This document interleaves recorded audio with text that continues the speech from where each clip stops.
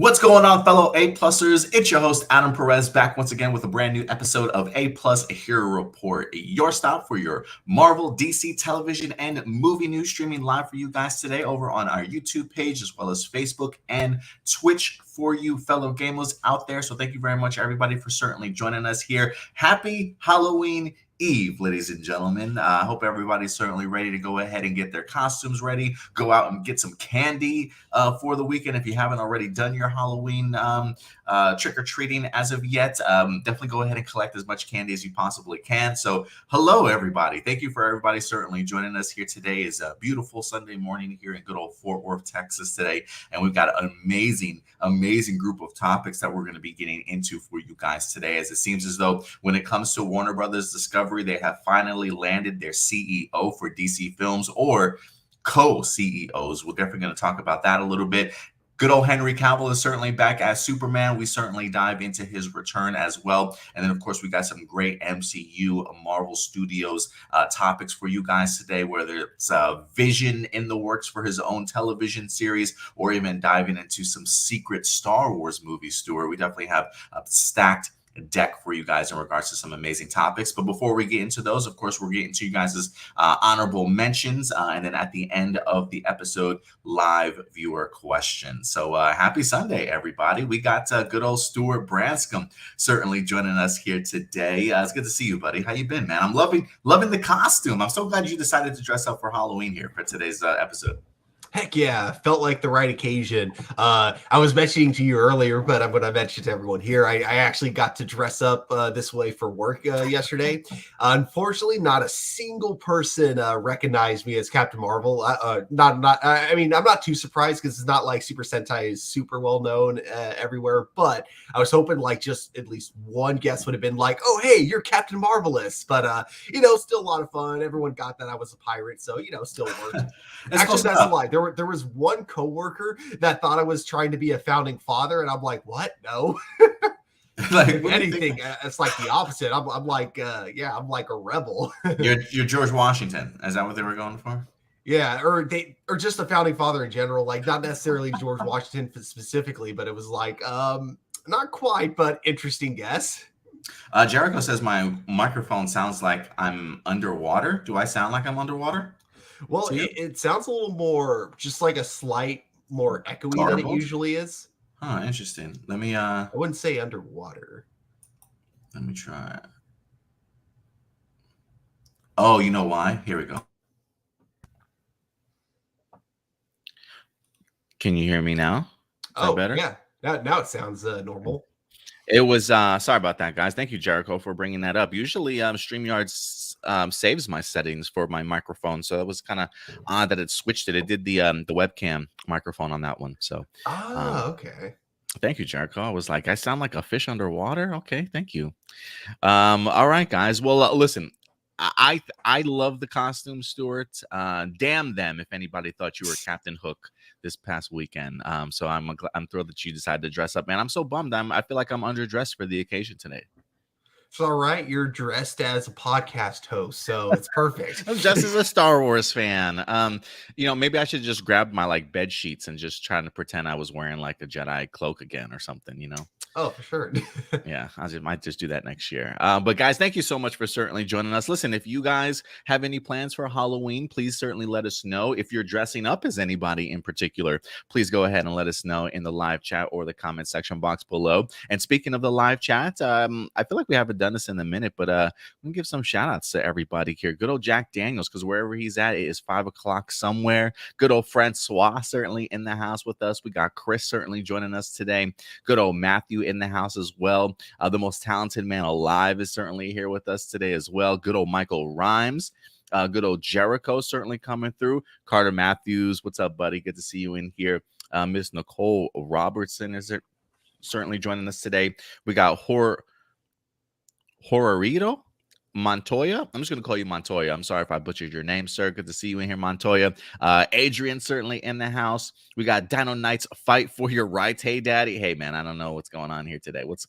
Halloween got y'all tripping. Enrique Perez is certainly here today as well. Carlo Bernardo in the house. Good old John Schuyler.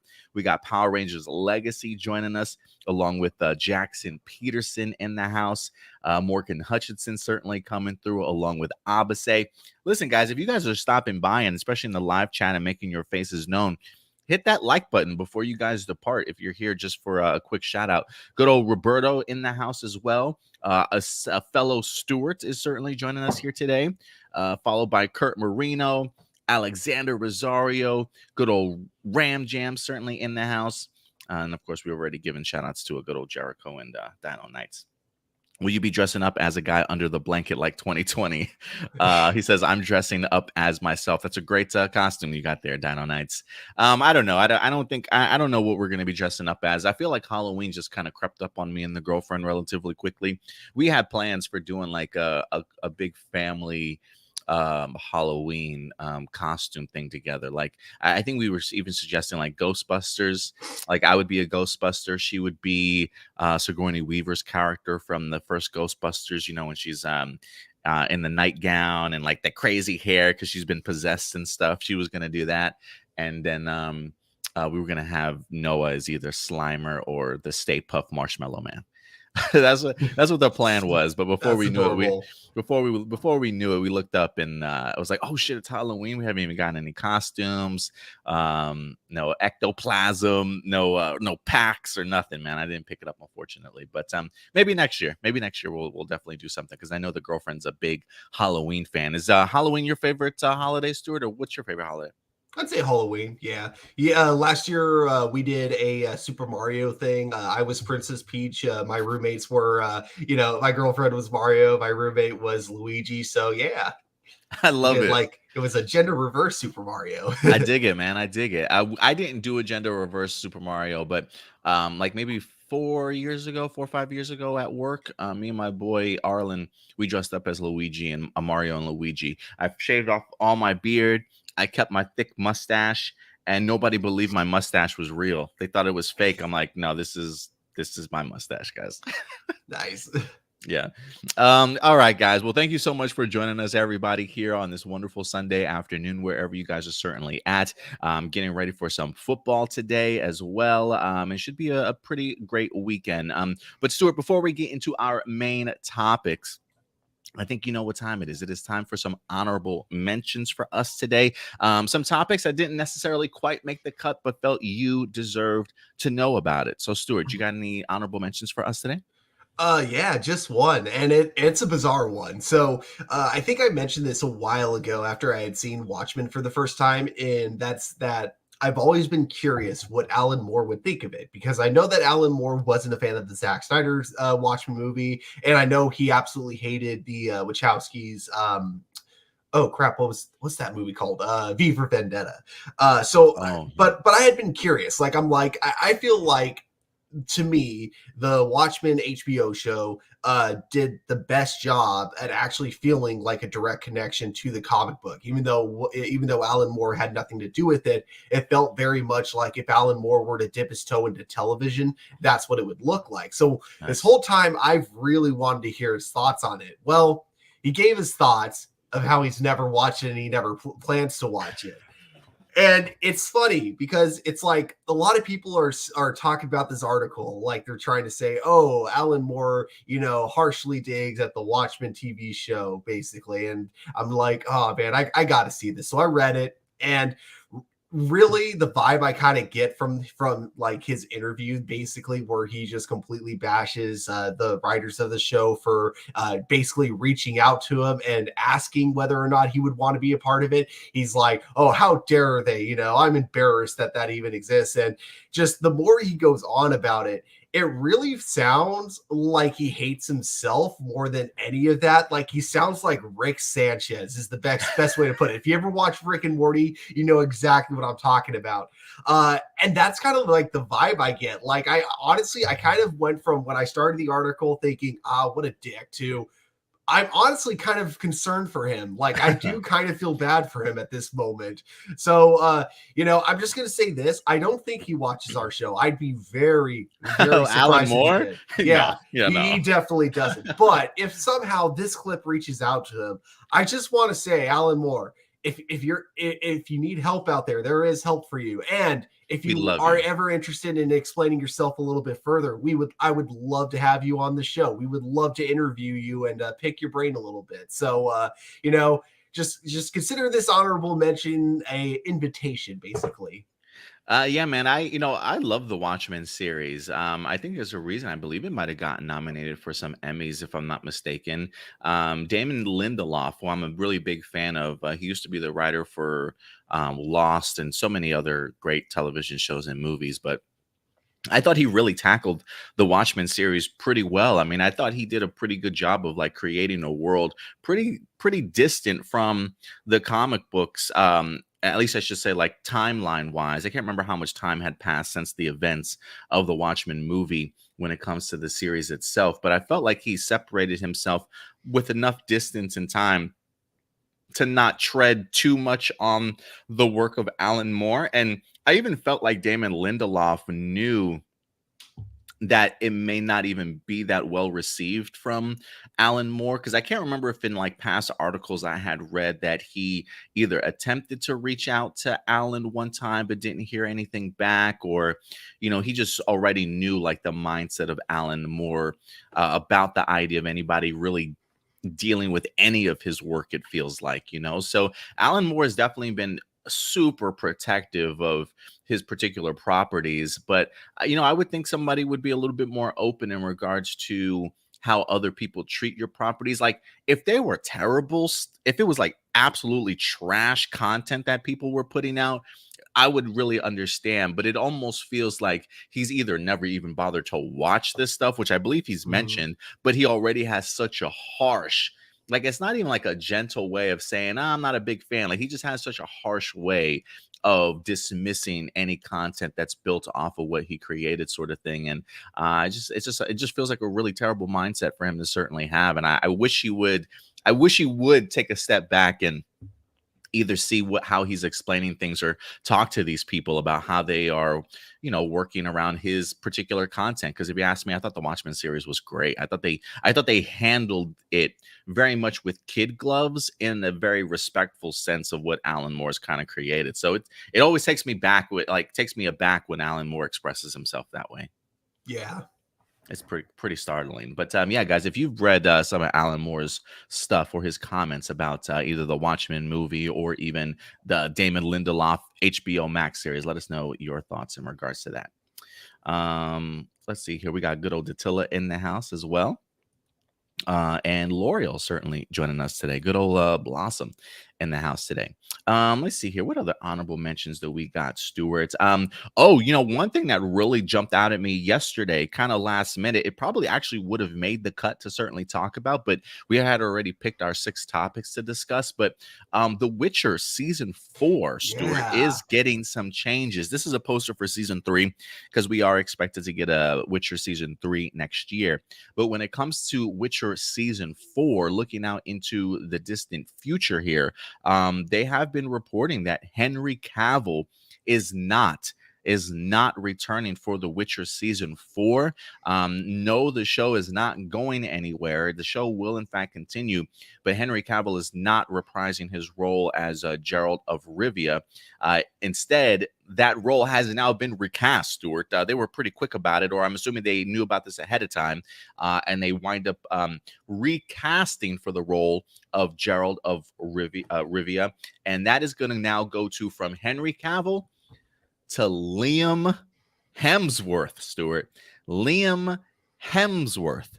I feel like you could not have found them more opposite of each other, if you ask me. But then again, look, Henry Cavill looks like he's eaten Liam Hemsworth for breakfast before he prepares for his role for Geralt.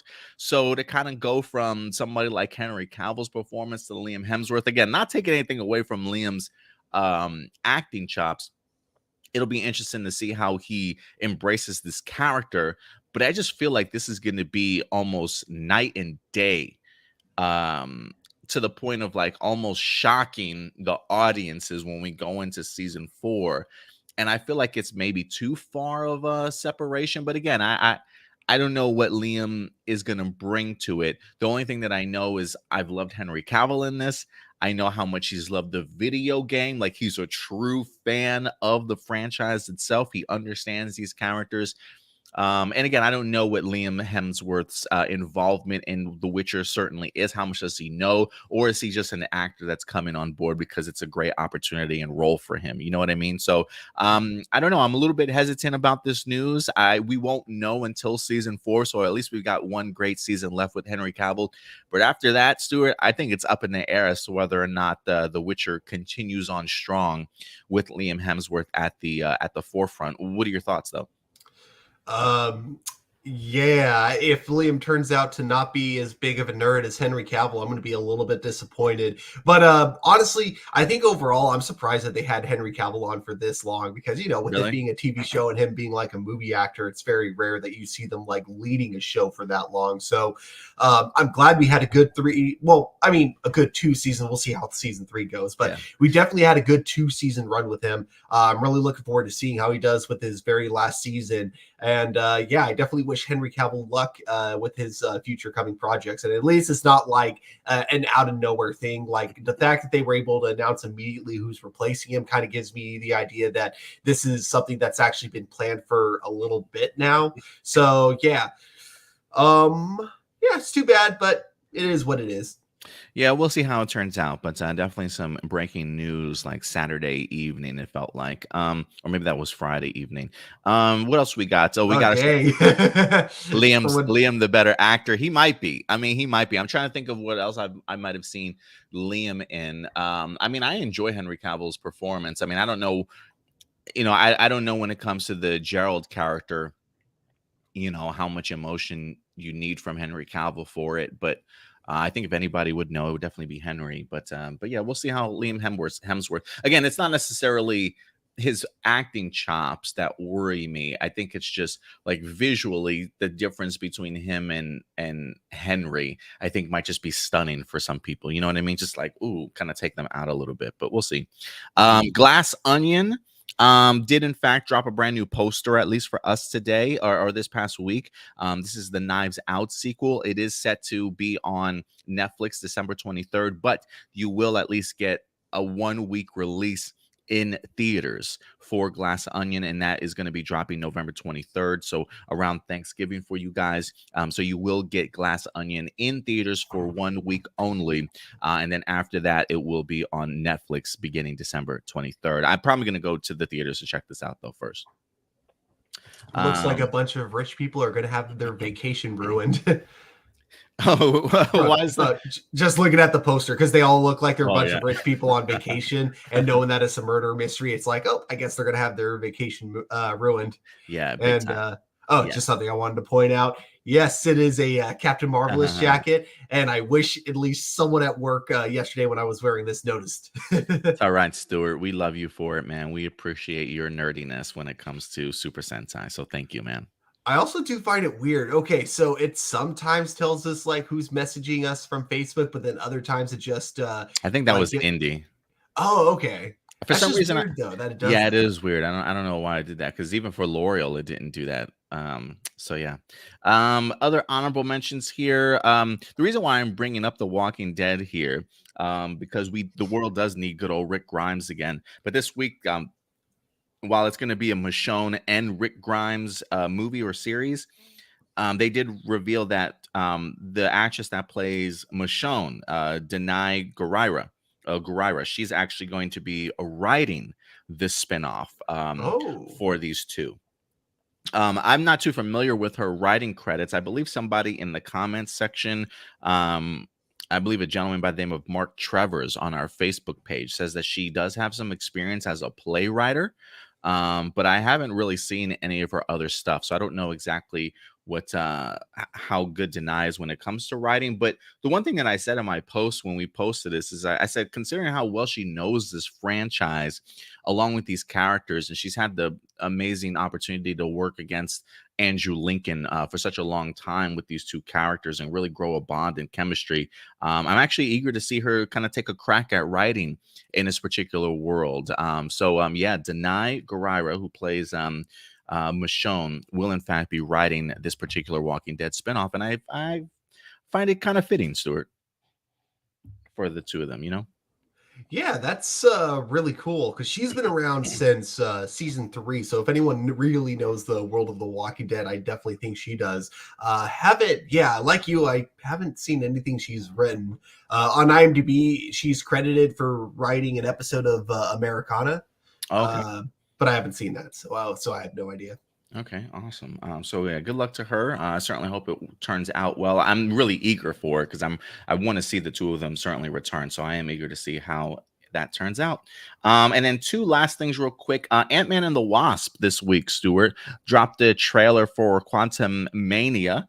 They also released a poster dropping February 17th here for next year, but we finally got our first look, if you will, at Ant-Man and the Wasp. I did do a quick reaction video and quick thoughts earlier this week for you guys. There is a video up on our YouTube page. You can certainly check it out. But Stuart, I wanted to get your thoughts on the trailer if you've checked it out for yourself. I really liked it. Although there's one shot in particular someone pointed out where just the color palette and then just kind of like the design of the costume looks very similar to Spy Kids 3D. And now I can't unsee that. But that being said, yeah, I do think it's a pretty cool looking trailer. I do love finally getting to see like actual like King the Conqueror, in it. Even though we got him in Loki, it looks like this time we're going to be seeing the actor playing him in a much more like serious kind of manner. And I do like how they kind of imply that whatever happens going forward, it might be Ant-Man's fault. It might be his fault, yeah. It's like he's the one who brought everyone back, but now he's the one who brought up the next threat. I mean, look, I would also put that on the hands of Loki as well, or Loki and Sylvie, at least for unleashing this monster on us in the first place.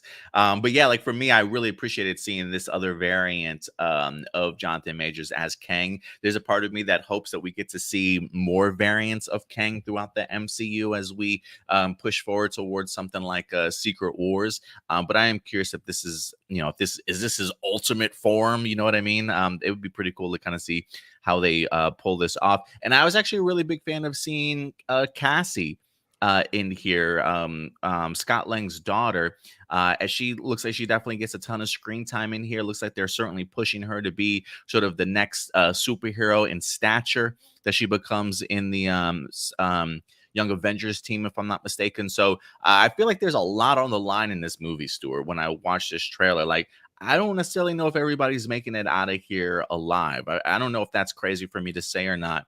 But I think when you're building up a new superhero in Cassie Lang, I do wonder if that means Scott Lang might not make it out of here. Maybe one of the Van Dynes. I don't know. What are you thinking, though?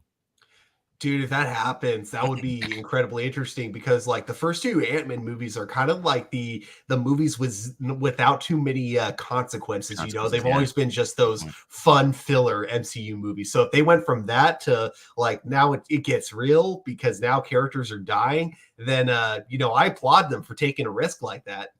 Yeah, we'll see, man. Like, I mean, just the idea of like Kang offering that solution to Scott, it does make me kind of wonder, like, what's your decision gonna be? Like, what's the cost for making that kind of decision? It feels like any shot of Paul Rudd we see in here, he's like more serious than he normally is, except for except for the beginning when he's like walking down. He gave me like Peter Parker from Spider-Man 3 vibes when this trailer first started. Thank you, Spider-Man. I just love how he doesn't correct him. He just like moves on. Absolutely. Wouldn't it be cool if he turns around and he's like, hey, maybe I am, like, I don't know. Cause they don't know who Spider-Man is anymore. Exactly. Right? No one knows anymore. That's so crazy. But yeah, guys, we had a great trailer from Ant-Man and the Wasp Quantum Mania. Hopefully it certainly got you guys hyped, but what got me hyped this week, Stuart, me hyped this week. And this is the last honorable mention for you guys. We finally got the cast reveal for the upcoming 30th anniversary Power Rangers special. That's right, ladies and gentlemen. Mighty Morphin Power Rangers is in fact back. And we wind up getting their reveal here as we got the entire cast. And a lot of this stuff was very hush hush, if you will. I don't think many of us expected Alpha. I don't think any of us were expecting good old Adam Park along with Aisha to certainly return. When I saw Johnny Bosch and Karen Ashley in here, I almost crapped my pants. I was so happy to see everybody certainly back. Steve and Catherine were rumored. We had seen photos of them possibly in New Zealand for such a long time. And now it is, in fact, confirmed, along with good old Charlie Kirsch here in the forefront, who is playing a character by the name of Min, M-I-N-H, according to Charlie Kirsch on our IG page. Had to correct us for the proper spelling of the character, M-I-N-H. I'm assuming, if anything, she is, in fact, Trini's daughter here. But a lot of great stuff to pull out of this, Stuart. I mean, we got people looking at Adam's badge, assuming this might be like the early works of SPD in the works here. When you saw this when you saw this particular first look photo, what did you think, or what came to mind for you? What were your feelings, Stuart? Your emotions? Like you, wasn't surprised to see either Steve Cardenas or Kat there, because there was like a lot of theories around it. Like basically, a lot of people were saying, "Oh, they're in New Zealand while this is going on." Did not expect to see Karen Ashley or Johnny Young Bosch there as Adam and Aisha. Like that blew my mind, and oh my gosh, am I like super excited. And even Alpha, the fact that we get like Alpha there, and I'm very curious who's going to be voicing Alpha, because I really hope they get the original voice actor back, but I'm not sure because I know that he's really busy and expensive. But hey, you know who else is really busy and expensive? Johnny Young Bosch, and they got him back. So who knows? I'm really excited. They basically got like almost everyone from MMPR, except for, obviously Austin St. John, Jason David Frank, and Amy Jo Johnson. But you know what? We've seen Jason David Frank and Austin St. John come back so many times to the point where it's like, I'm okay with them sitting this one out. You know what? They've taken up the spotlight a bunch of other times. Let their teammates take up the spotlight and just give us a one-off line saying they've all kind of retired or something like that. I'm okay with that. And I love, like you mentioned with the badge, that got me really excited because I'm zooming in on it and I'm like, it looks like it says SP, but is that a D? It looks like a D. I really hope it is. Are they like the founders of SPD? What's going on here? I need more context. I need more answers. Give it to me now. Yes, I'm impatient. I want this anniversary now. Give it to me before it's even, filmed. Well, some people are pointing out. So look, it's so funny because we have like this zoom in. So here's zoom in 1. Here's zoom in shot 2. And when I originally looked at it, I thought to myself it was like numbers. I thought it was saying like 5S9 or 529. But some people are pointing out that they believe it says SPA. Like you can see the S, you can see the P without maybe the full back of the P. And some people think it's A in the sense of like Space Patrol Alpha instead of Delta, maybe like an early premise of the SPD team. But again, that's just speculation and what some people are hinting that they might see on that badge as to whether or not it's SPA. Johnny said it's okay. So double C here says Johnny said it SPA. So it does feel very much like this is the early beginnings possibly of that time period. Because this is when is SPD supposed to take place? Is that not 2025, right? No, what is 2025. 2025. So that would it depends on how long they've actually been doing the SPA or how long they've been a part of the crew. But I mean, those are uniforms, Stuart. Adam and Aisha are rocking the uniforms. They seem very much a well part of this team. It does make me wonder if it's somebody like that David, if Billy's the one that kind of starts this all off for them. Yeah, and I'm thinking now that, if it is an Space Patrol Alpha, led by Alpha, maybe. Maybe just named after Alpha. I mean, maybe he might be onto something there, Stuart. But great times, man. Listen, and I think I want to say I thought I saw somebody pull up a tweet of Amy Jo Johnson, and I wonder if Amy Jo Johnson is even teasing at maybe even more announcements. It's funny you say that. I actually saw the same tweet, but there was something funny about it. because I was on my phone when she first tweeted it, and it says, let me see if I can find what it says now real quick, because it said something different originally, and this is what I thought was hilarious. I think now it just says more is coming, but originally the tweet said more surprises coming, and then it got deleted, like I want to say 2 minutes after it was posted, and now it just says more coming. So yeah, don't worry, there's more, is what she said. I oh, wonder don't worry, there's more. But yeah, I don't know necessarily if she's referring to Power Rangers. But yeah, that's of course where my mind went to. Yeah, I don't know if she is either. So I don't know. That would be interesting. I mean, is she giving us an Andrew Garfield performance like no other? Because look, I'm gonna be honest with you, Stuart. If Amy Jo Johnson somehow surprisingly pops up in the 30th anniversary special, I'm gonna be honest. I think this is an even better job than Andrew Garfield. I can see that. And I completely, if that happens, if she does pop up in the 30th anniversary, I completely take back everything I said last week. Because I remember just saying like last week how annoyed I was by her previous tweet where she's like complaining about not being involved in the Power Rangers reboot, but then also not wanting to be in this anniversary special. So, you know, if she is in this special, obviously that means I'm completely 100% incorrect. So I apologize if that is the case. Yeah, Amy could just be trolling us the whole time, knowing us as Power Ranger fans and the fandom and how people react. She's like, I'm just gonna fuck with them for like the next 2 months. Really good with stuff. So we'll see what happens, man. We'll see what happens. Like, I'm not expecting Austin to be in here though. Maybe like a communicator, like a communications thing. He pops up as a hologram or some shit because he can't leave the country right now. JDF, I don't know if JDF would pop up in here. He's been pretty adamant about, I'm 50 years old, I got a bunch of tattoos, I'm over it sort of mentality. So those are like the only three that I would like to see that I'm not expecting to see. But we'll certainly see how it turns out. But yeah, man, the 30th anniversary is certainly here. Them revealing this stuff to me just shows, I would assume they have officially filmed wrapping. I believe everybody has returned home, if I'm not mistaken, as well. So this feels like this is the project that we might get first before we get into something like Cosmic Fury. And it wouldn't surprise me. I mean, if they are dealing with SPA and dealing with the concepts of space, you know, I wouldn't be surprised if maybe something that happens in here, maybe there's some connective tissues to the bigger picture when it comes to Cosmic Fury. Yeah. So we'll definitely see here, guys. But let us know your thoughts. How did you guys like the return of MMPR Rangers? Definitely let us know. And on a quick side mention also, Stuart, they did drop a brand new Cosmic Fury blue uniform for us as well. We got our first ever original suit from Power Rangers. I gotta say, so far that's my favorite out of the three that we've gotten so far. I just think it looks really good in blue. And I didn't get a chance to pay attention to the hand cannon. Is that another hand cannon? Or looks like it, or some sort, like some missiles on the top of it. I'm not quite sure, but pretty interesting stuff. Yeah. But yeah, guys, let us know your thoughts in regards to all the goodness that Hasbro has dropped for us. You know, Stuart, it was only like 3 weeks ago, I felt like, or maybe like 2 months ago, I felt like, when people were like, I don't think Hasbro cares about Power Ranger fans. And now I feel like we're getting spoiled in 2023, man. Oh yeah. We'll see how good all this content certainly is. Clearly, Hasbro just took that as a challenge. Oh yeah, hold our beer, guys. We'll show you.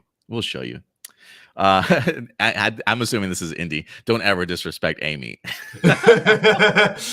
The OG, man, the OG. All right, guys. With that out of the way, we will transition over to our main topics for the day, and they are quite the doozy, Stuart. I am ready to go ahead and get into this. Are you ready to go ahead and break these down with me, man? Always. Let's do it. All right. First up on the docket for us today, we're going to stick into our DC bag for you guys. We got like 3 huge main topics from DC to discuss with you guys today. So first and foremost, you guys have known when it comes to Warner Brothers Discovery, we've been keeping you guys up to date in all the moving parts and all the moving pieces, from shows that are being canceled, from people that are now being brought in as management, executive producers, certainly certainly going forward. One of the bigger obstacles for Warner Brothers Discovery, though, has been trying to find their Kevin Feige to go ahead and run their DC Studios department. They have officially made DC Studios its own department, and they are now looking for somebody to head that department who will now really only be overseen by David Zaslav, the CEO of Warner Brothers Discovery. So they're really taking the Marvel Studios route of making it its own studio and film department for it to certainly be worked on. And we've heard several different names over the past couple of weeks. Greg Berlanti's name popped up. Dan Lin's name popped up. All of them, unfortunately, not taking the job. And this is one of the jobs in Hollywood that is probably the most scariest for people to certainly jump on board with, not just because of mergers, but because of all the constant changes in here. But there's definitely got to be some sort of great opportunity there to be the head of DC Studios. And so as of this week, Warner Brothers Discovery has, in fact, found their CEO. And it's not just one, Stuart. It is actually two. They have found two co-CEO situation here for DC Films, and one of them, Stuart, we know all too well. Let's go ahead and dive into this. This news is coming to us from good old, I believe this is the Hollywood Reporter, James Gunn. James Gunn, ladies and gentlemen, from Marvel Studios. He's done a bunch of stuff in his career, honestly, not just from Guardians of the Galaxy. He also went ahead and tackled the Suicide Squad. You might have seen maybe even some of James Gunn's work before he even came over to Marvel Studios as well. But we got James Gunn along with Peter Safran, who are set to lead film, TV, and the animation division. So they are, in fact, now in charge of DC Studios, certainly going forward. And even without reading it, Stuart, I immediately think of this just as a huge win. I've always really appreciated James Gunn, and I think the fact that you got somebody that has made successful movies for both Marvel and DC now, especially somebody that has the experience that James Gunn has from Marvel Studios, this is just a great pickup, if you ask me. So let's go ahead and dive into this just to see exactly what they are in charge of and if there's a mindset moving forward for them and how they want to tackle this. So it says the duo will report to David Zaslav and assume the title of co-chairs and co-CEOs of DC Studios. The hierarchy of power in the DC universe really is changing, taking that tagline from Black Adam. It says, in a stunning turn of events, filmmaker James Gunn and producer Peter Safran have been tapped to lead DC Films, TV, and animation efforts going forward. It is a newly formed division at Warner Brothers that will replace DC Films. The unprecedented move in which a top director will assume a top executive post marks the end of months-long search by Warner Brothers Discovery CEO David Zaslav to replace Walter Hamada. He actually did depart the studio as of last week. That search had all of Hollywood guessing and playing executive bingo on who would land one of the most coveted and challenging jobs in town.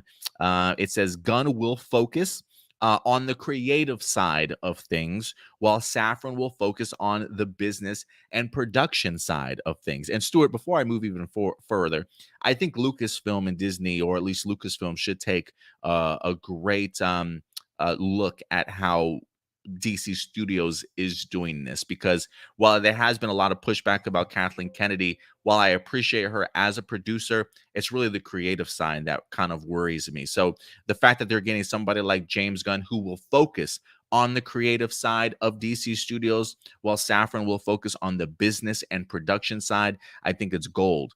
Both are expected to continue to direct and produce projects respectfully.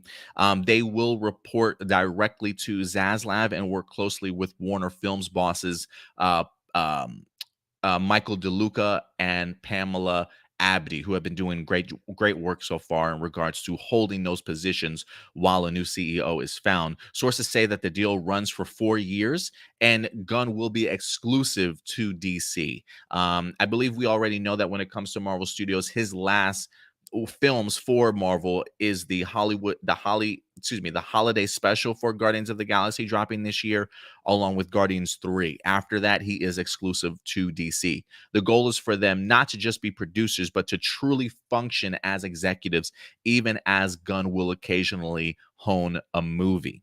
So what do you think about that, hearing that just right off the bat, Stuart? Yeah, I think that's actually kind of the most brilliant part about having two CEOs, especially when one of them is a director, is that now, you don't have to worry about him being too busy to the point where it's like he's too busy looking at other people's projects to be able to focus on his own projects. I think that's the brilliant thing about having two CEOs. And I kind of wish, like you kind of mentioned, it does seem like something that would have really benefited Disney if they had done that, like back in 2015, instead of having Kathleen Kennedy suddenly be given like all this, task of basically overseeing like Star Wars television, Star Wars movies. It may have been a better idea if she had someone else like to help her with all that kind of stuff. And even looking at Marvel Phase 4, and everything kind of going on, and how there's just, I think that right now Marvel has so many projects. It just seems like it might be too much for just Kevin Feige alone. I think having like someone else helping Kevin Feige would be a huge help for the Marvel universe. So I guess we'll have to wait and see how this pays off with the DC universe going forward. But personally, for me, I think this is a very smart move. Earlier I mentioned that I think it's a bad idea to have a director, taking over as like the new CEO of like DC. But the one exception I said was with James Gunn, and it was, purely because I know that if James Gunn were to become the CEO, which now he is, I knew for a fact he wouldn't be the kind of guy trying to make the DC universe in his vision, because one thing that he has said multiple times is what makes DC is that it's a universe of many visions, basically. Mm-hmm. You have your Batmans, which are usually dark and gritty, but then you also have your Peacemakers, which is the ones where you're allowed to have a lot more fun with and have a lot more, be a lot more raunchy and just lighthearted, you know what I mean? Or maybe not lighthearted, but you know what I mean? Like a lot more raunchy, a lot different than what you would see in other things. Then Shazam, which is the lighthearted side of the DC universe, where you could have the family friendly side of everything. And I feel like knowing that with James Gunn taking over as CEO, I feel like that's something that he's going to want to keep going with the DC universe going forward. So everything I love about DC, it seems that James Gunn is on the same page as me, and so he's going to want that to keep going forward. You know what I mean? Yeah, it doesn't quite necessarily feel like he definitely wants to continue to keep things creatively different and unique, not necessarily fitting everything into the comic book genre category and everything feeling the same. He definitely believes in everybody, like you said, having their own vision. So let's go ahead and continue along with this. It says, unlike Marvel Studios, DC has multiple films set in separate creative universes, and according to sources, Joker filmmaker Todd Phillips, working on the upcoming sequel, which goes in production later this year, will not fall under Gunn and Safran's purview, and instead will be overseen by DeLuca and Abdi. So James Gunn doesn't have to worry about what Todd Phillips is currently working on. Matt Reeves, who's under Hamada, has a building universe based on its DC movies. It is unclear under whose purview Reeves' future projects would fall, but everything else moving forward would be under Gunn and Safran's stuff. It says DC has among the most entertaining, powerful, and iconic characters in the world, and I am thrilled to have the singular and complementary talents of James and Peter joining our world-class team and overseeing the creative direction of the story DC universe, is what David Zaslav said in a statement. Their decades of experience in filmmaking, close ties to the creative community, and proven track record thrilling superhero fans around the globe make them uniquely qualified to develop a long-term strategy across film, TV, and animation, and take this iconic franchise to the next level of creative storytelling. And I think one of the things that we've always said, Stuart, in regards to this, was that I've always found the idea of James Gunn working with DC as a very powerful commodity for them to certainly have. It's the idea that you've got somebody who has that experience, that has worked extremely closely with Kevin Feige, that has been friends with him for years, that knows how a well-oiled machine certainly works when it comes to Marvel Studios. And I think that's that type of magic and information that's very important to have on your team. And I think making that investment in somebody like James Gunn, who has made successful films on both sides of things. Yeah, I've always said, DC, do not let go of this guy. You know what I'm saying? Like, give him certainly what he wants. He certainly has proven himself. And if he's got advice for you, certainly listen. And I think the idea of, I think David Zaslav certainly recognizes and understands that just from his comments alone. Then I love it. I saw like a joke article a bit ago where like Kevin Feige found out James Gunn is now working for DC, and he was like, "Get out of here! You're no longer welcome back in Marvel." Just immediately be like, "No." He congratulated him and said he's going to be the first in line to see the first project that James Gunn produces. Oh yeah, I'm sure he definitely will. I'm sure he will. Let me see. In regards to Safran, it says Safran came up as a manager where Gunn was among his clients and is fully enmeshed in the world of DC as producer of the $1 billion grossing Aquaman and its upcoming sequel, as well as Suicide Squad, Peacemaker, and Shazam and its sequel. His relationship with Warner's extends back 10 years and includes the $10 billion Conjuring horror franchise. The Safran company recently re-upped its production deal with Warner's as well. So they definitely have worked together also in really putting together other past franchises also. It does say we're honored to be stewards of these DC characters we've loved since we were children, is what James Gunn and Safran said in a statement. We look forward to collaborating with the most talented writers, directors, and actors in the world to create an integrated, multi-layered universe that still allows for the individual expression of the artists involved. Our commitment to Batman, Superman, Wonder Woman, Aquaman, Harley Quinn, and the rest of the DC stable of characters is only equaled by our commitment to the wonder of human possibilities these characters represent. We're excited to invigorate the theatrical experience around the world, as well as we tell some of the biggest, most beautiful, and grandest stories ever told. So yeah, man, they're saying all the right things, Stuart. But plus, yeah, like with the producers of the Conjuring universe working on this, you got people who already have experience like working on a cinematic universe. You know, that's a good point, Stuart. I think that's actually a really brilliant point, because when you think of The Conjuring in that universe, right? It's not just the main 3 Conjuring films that we've had. Like, you got to have somebody like Peter Safran to go ahead and create these additional spin-offs with James Wan. You know, like we've got a sequel to The Nun coming up, right? So that's going to be 2 Nun movies. We've got 2 or 3 Annabelle movies, if I'm not mistaken, also out of that universe. And I'm sure there's probably granted some of these aren't great movies, but the fact that they have established a universe along with spin-off films and have built upon it to a $2 billion franchise, I think that's saying something, and quite successful. You know what I mean? Oh yeah. So yeah, I think you make a great point there. So the tides are changing, Stuart. I think this is great news. You know, we've been keeping everybody updated in regards to new management that's in town, new shows that are certainly coming our way, sort of thing. And so to be able to see this big update, I think is a move in the positive direction for DC Studios, certainly moving forward. So I'm really glad to see that. I feel like we've got some momentum now, Stuart, if you ask me. So yeah, I definitely feel like we've got some momentum when it comes to DC Studios. Did I lose Stuart there? I might have lost Stuart. He said he'll be right back.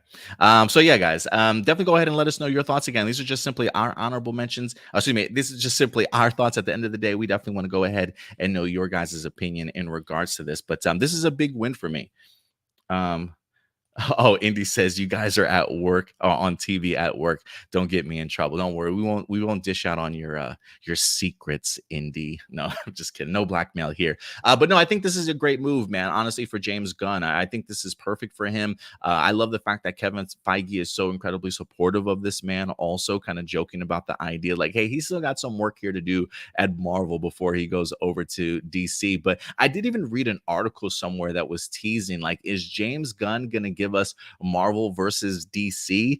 I personally still think that we're years away from that certainly happening. But in the world right now where James Gunn has made it okay to be able to jump back and forth between Marvel and DC. I think even Henry Cavill has kind of joked about the idea like, hey, James Gunn has done it, why can't I, sort of thing. I'm not going to say it's impossible, because I think one of the things and lessons that we've learned over the past couple of years with the concept of the multiverse story certainly going along is the fact that anything is possible at this point in time. And so maybe give it 5 years, and then James Gunn might pull the trigger and talk to Kevin Feige about a Marvel DC crossover. Who certainly knows? But I do think that this puts DC Studios in a very prime position, where they have two very successful people in a producer that knows the business like Safran, working along somebody like James Gunn, who is just a creative genius in regards to what he's been able to create, whether that be from the Peacemaker series, Suicide Squad, Guardians of the Galaxy. Like I'm not expecting every DC movie going forward to feel like a James Gunn movie. I do think that he's certainly smart enough to let these creators, as he mentions in his statement, get that opportunity to flex their creativity and really create a world surrounding these amazing characters that they're certainly going to be taking full advantage of. So I think this is a big win for DC Studios and a move in the right direction, if you ask me, despite the craziness that has definitely happened when it comes to this merger. This is certainly a breath of fresh air and some amazing news here, as it does seem as though when it comes to DC, things are changing, because not only do we have a changing of the guard when it comes to who's in charge of DC, but the new management in town is sticking with a very old and familiar face that I think a lot of us have been hoping to certainly see return, and that is, in fact, Henry Cavill himself. Let's go ahead and get into this next topic for you guys. As when it comes to Henry Cavill, he is back as Superman. I don't know if anybody's got the opportunity to see Black Adam yet or not. If you haven't, please go ahead and certainly do yourself a favor in certainly checking that out. But Black Adam certainly has a lot to do with the return of Superman in here. And this past week, good old Henry Cavill sat down with the Hollywood Reporter and really talked about the return of him as Superman and just his eagerness to kind of go ahead and do another Superman film. So let's go ahead and dive into this. Again, new management over at Warner Brothers, bringing back a fan favorite and Henry Cavill as Superman. This week has been a win for DC, if you ask me. So let's go ahead and dive into this story. This is also another article from the Hollywood Reporter, where it says Henry Cavill looking forward to story with an enormously joyful Superman. It looks like they are certainly ready to move on from their Zack Snyder brooding Superman a little bit, if you will. But I do think it's fair to say that from Man of Steel through Superman versus Batman through the Justice League Zack Snyder movie, I think we can certainly see Superman's story arc headed in that particular direction. So let's go ahead and dive into this, shall we? This says the actor is back as a hero after a 5-year wait, which, if you ask me, is just ludicrous. Why we had to wait so long for this makes no sense to me. If there was any pushback against Walter Hamada that I certainly had, it was certainly his decision to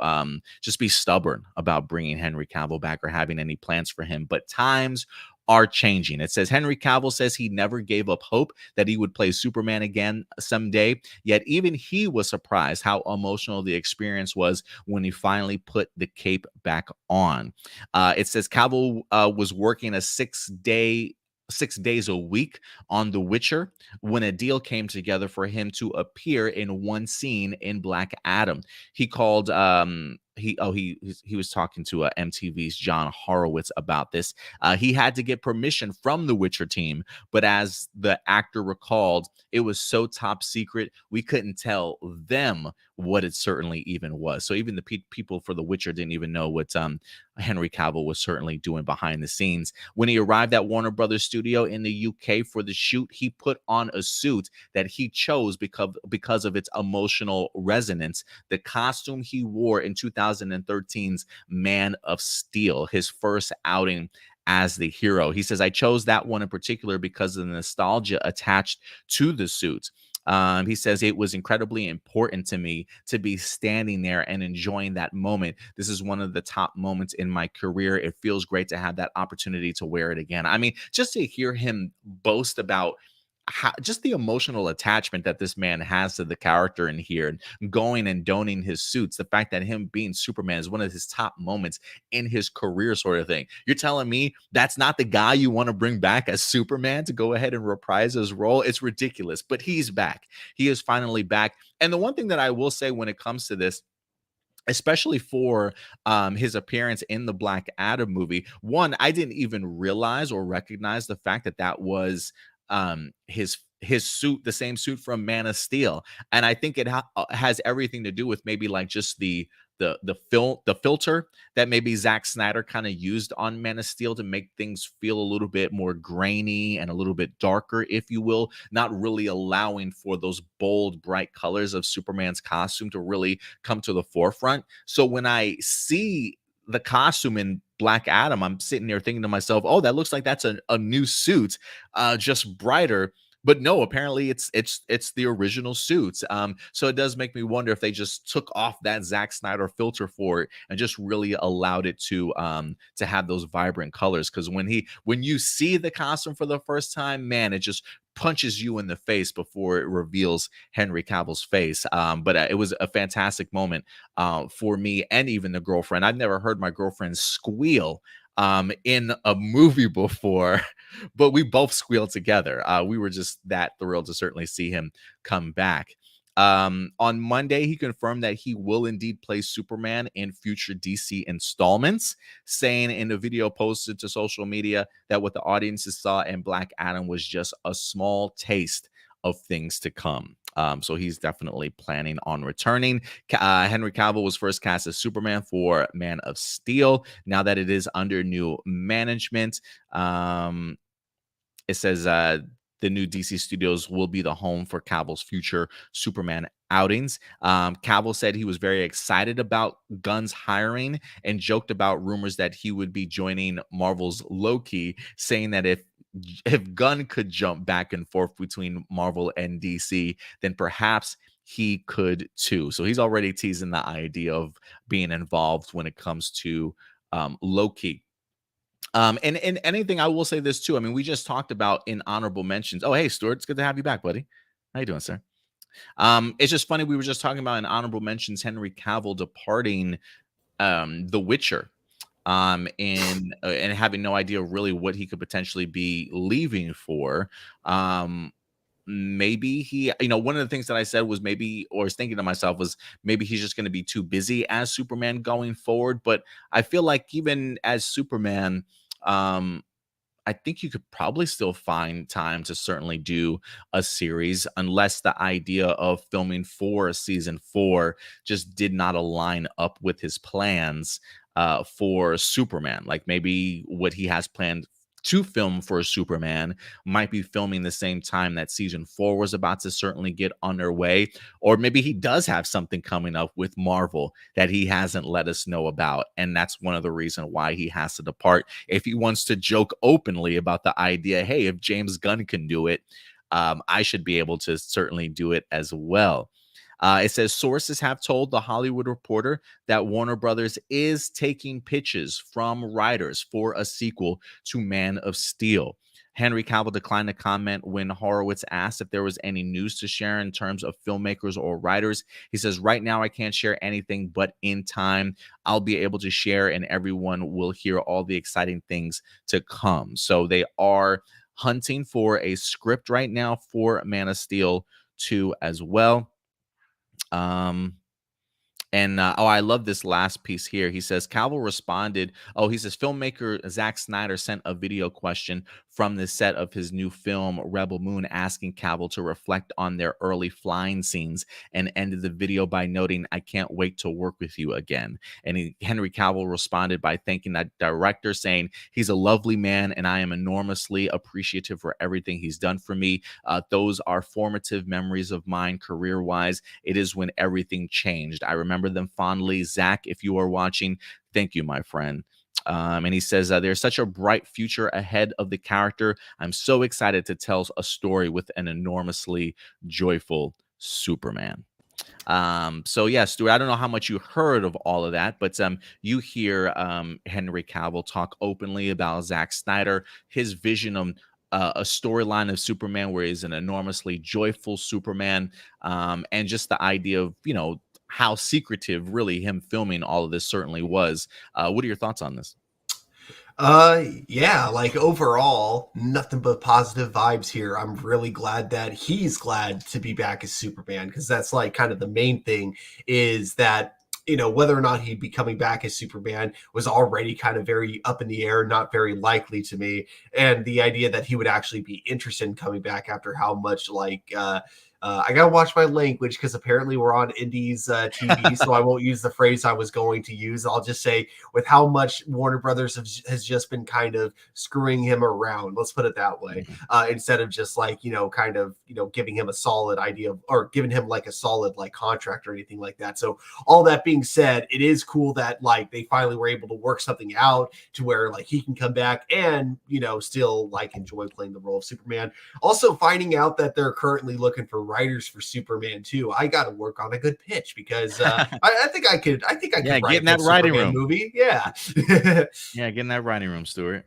Yeah, for sure. But yeah, overall, just really happy he's back. And yeah, I do like that he thanked Zack Snyder for everything at the end of that. And also when he mentioned going to Marvel, you know, I don't think this lessens his chances of going to Marvel. If people are like trying to make the claim of, oh yeah, now that he's back with DC as Superman, he's probably not going to be doing Wonder Man or any of those other like rumored roles. But I think honestly, the fact that he's kind of leaving The Witcher season 2 kind of implies that there might be more than just Superman going forward. Because I can't imagine Superman being the only reason he left the show Witcher. I feel like there's got to be other projects going on that he's not telling us about that also contributed to it as well. Yeah, I think you're right. I mean, because I do think that he could balance Witcher and Superman if he wanted to.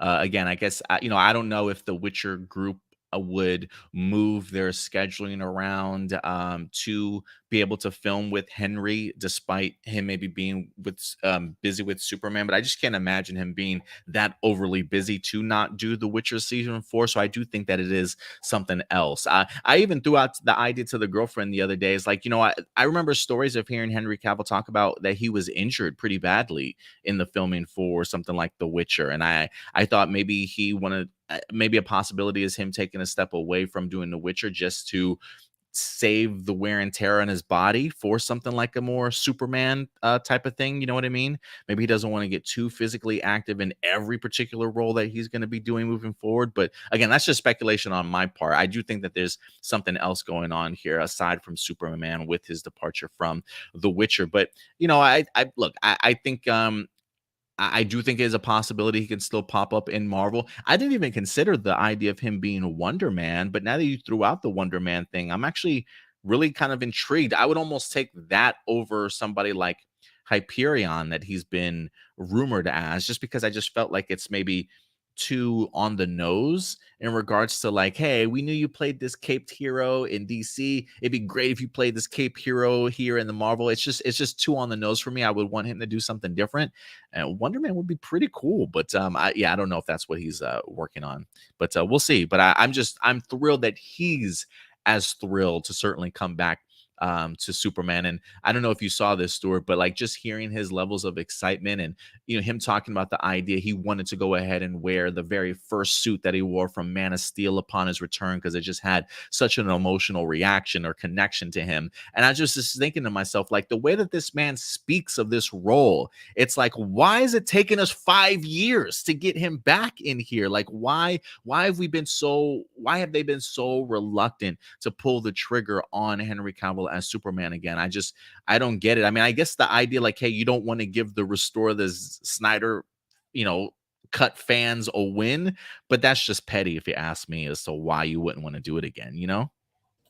Yeah, because you could easily bring him back and not have to worry about like connecting it too deeply with the Zack Snyder universe. Like you could still do a second Man of Steel movie and not have it be like necessarily a direct sequel to Man of Steel. I feel like the way the DC universe is right now, you can keep everything Zack Snyder has done as like in that universe, but it doesn't necessarily have to be connected to his future vision of where he intended the universe to go. You know what I mean? Yeah, absolutely. I always thought it was an easy fix. Like, hey, just don't keep the actors, keep the characters, just create a different storyline. Like, it's not that Yeah. hard, guys. I don't know why we got to reboot everything.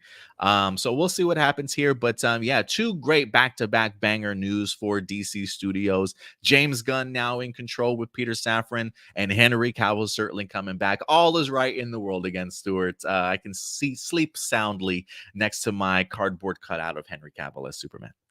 With that news out of the way, we're going to continue to dive into some more DC, ladies and gentlemen. Well, you know, it was two great news article pieces about DC, but now we got to change things up on you guys. I'm so sorry to tell you this, but the highly anticipated Green Lantern series is back in the news, guys. I feel like we've been discussing this for like the past 5 years. It feels like forever since they announced this. Maybe back in 2019, I believe it was certainly first announced. A Green Lantern Corps. I can't remember if we went from movie to series to changing things up.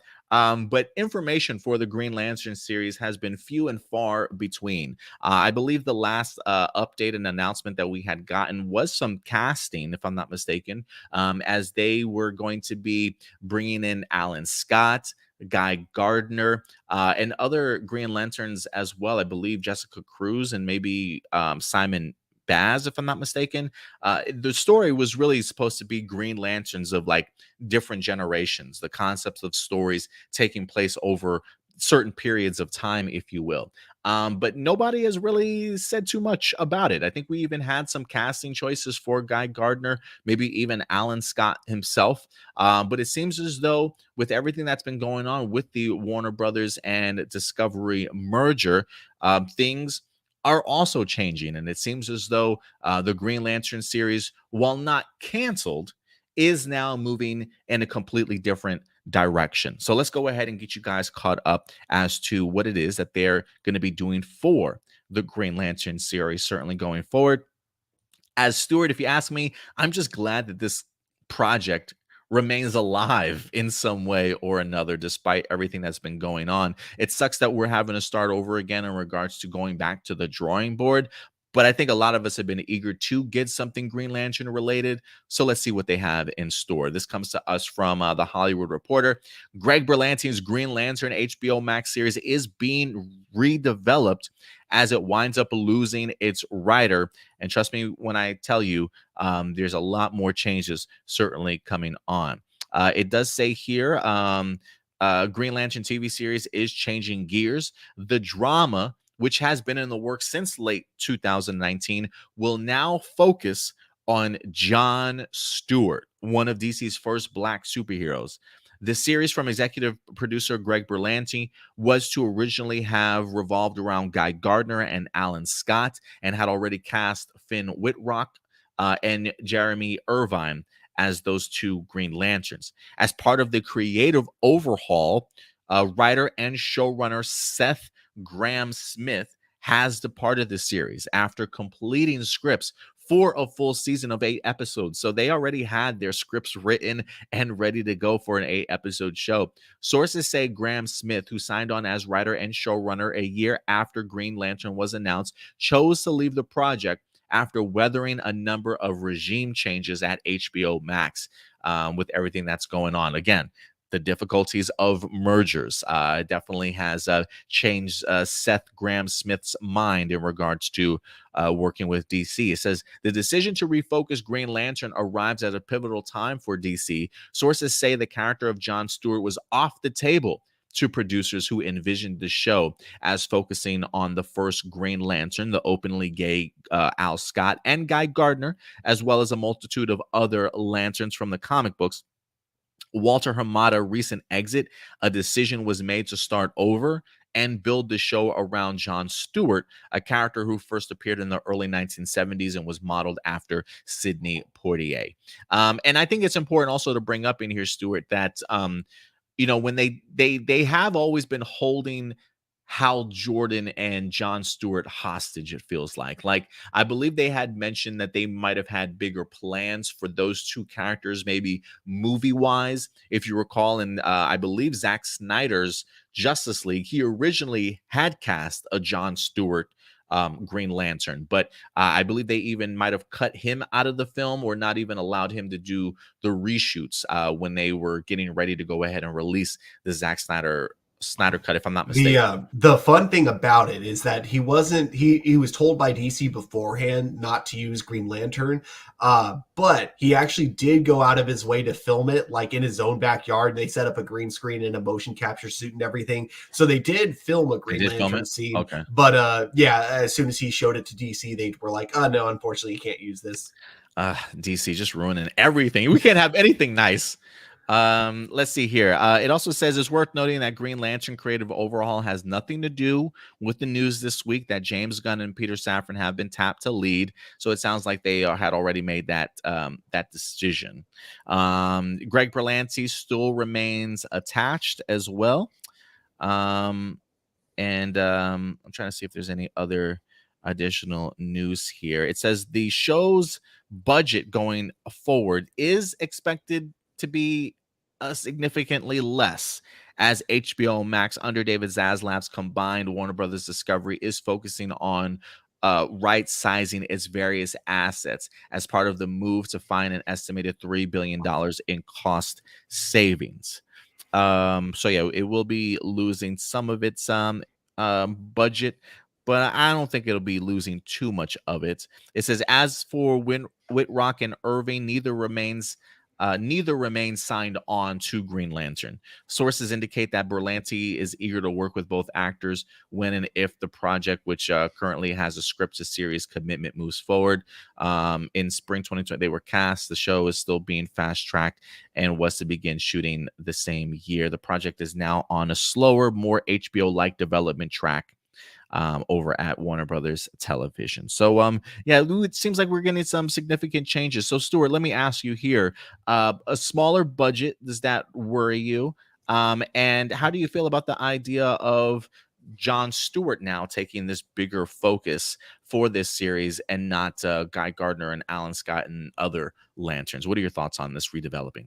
The lower budget makes sense because if we're only focusing on one Green Lantern in one time period, you don't have to pay for multiple set pieces, multiple locations, multiple other things. You're just focusing on the one time period that you're in. And so therefore the budget would more than likely you would only have to really worry about, the special effects and then, your one set piece and that kind of stuff.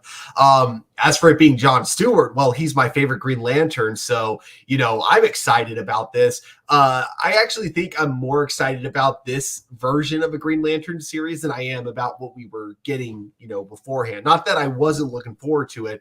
It's just that, it's using Green Lanterns that even though I'm familiar with, I've never been as big of a fan as I have been with Jon Stewart. So I think I am a little bit more excited now than I was before. And I'm just happy to know that it's still in development, that we are still getting a Green Lantern series, because Green Lantern, much like Superman and Batman, which I know they'll never do this with Batman probably, but I feel like Green Lantern is one of those characters that works better as a television series, or would work better as a television series, just because his villains, everything that kind of happens within the Green Lantern universe, it feels like it's too much to get done even with a series of films. It's just a lot easier to be able to cover so much more of the comic books if you go with a TV storytelling. Oh yeah, you certainly might be right in regards to that. It may handle itself better as a television series. But I wouldn't mind trying to see it at some point in time back on the big screen if we ever do get to that point again. I do think when you got somebody like a Hal Jordan, maybe that's certainly reserved for the big screen, or maybe even give us a Kyle Rayner at some point in time. Might be pretty interesting if they want to kind of go that route. Marcelino, real quick in the comments, says, I love Jon Stewart, but I rather have a show focused on multiple Green Lanterns because just as much spotlight as Hal and John. There's a part of me, I do believe I am going to miss the original way that the show was certainly scheduled to be. I've always wanted to see a live action Alan Scott, especially a live action Guy Gardner for the very first time. I was wondering what was going to take them so long to certainly pull the trigger, to certainly bring these other Green Lanterns to life. So there was a part of me that was really fascinated to kind of see how you tell a story over a course of like 30 years or 3 different generations of Green Lanterns. I think it was pretty unique. It sounded like it was a pretty unique concept and storyline that they might be able to have tackled for it. So there is a part of me that is certainly a little bit bummed that we're not going to be getting that version of the Green Lantern. But I think Jon Stewart is certainly a fan favorite for many. And I definitely would love to get the opportunity to see it happen. I think people that follow the Arrowverse were hoping that we would get a John Diggle sort of / Jon Stewart Green Lantern, and they didn't pull the trigger on that. So HBO just was like, HBO Max is giving CW a big screw you at this point. Like, you guys effed up. You had a fantastic opportunity to do something here with Jon Stewart, but now we're going to do something with Jon Stewart here at HBO Max. And I couldn't be more thrilled. I hope that it certainly comes to fruition and they pull it off extremely well. It sucks that they have to go back to the drawing board and kind of start all over. We waited like 2 years just to get, or 2 or 3 years just to get to this point. It makes me wonder, like, are we going to have to wait another 2 or 3 years before we actually see like a first look at this particular series? So it is a little bit of a bummer in the sense of feeling like you have to wait a little bit more.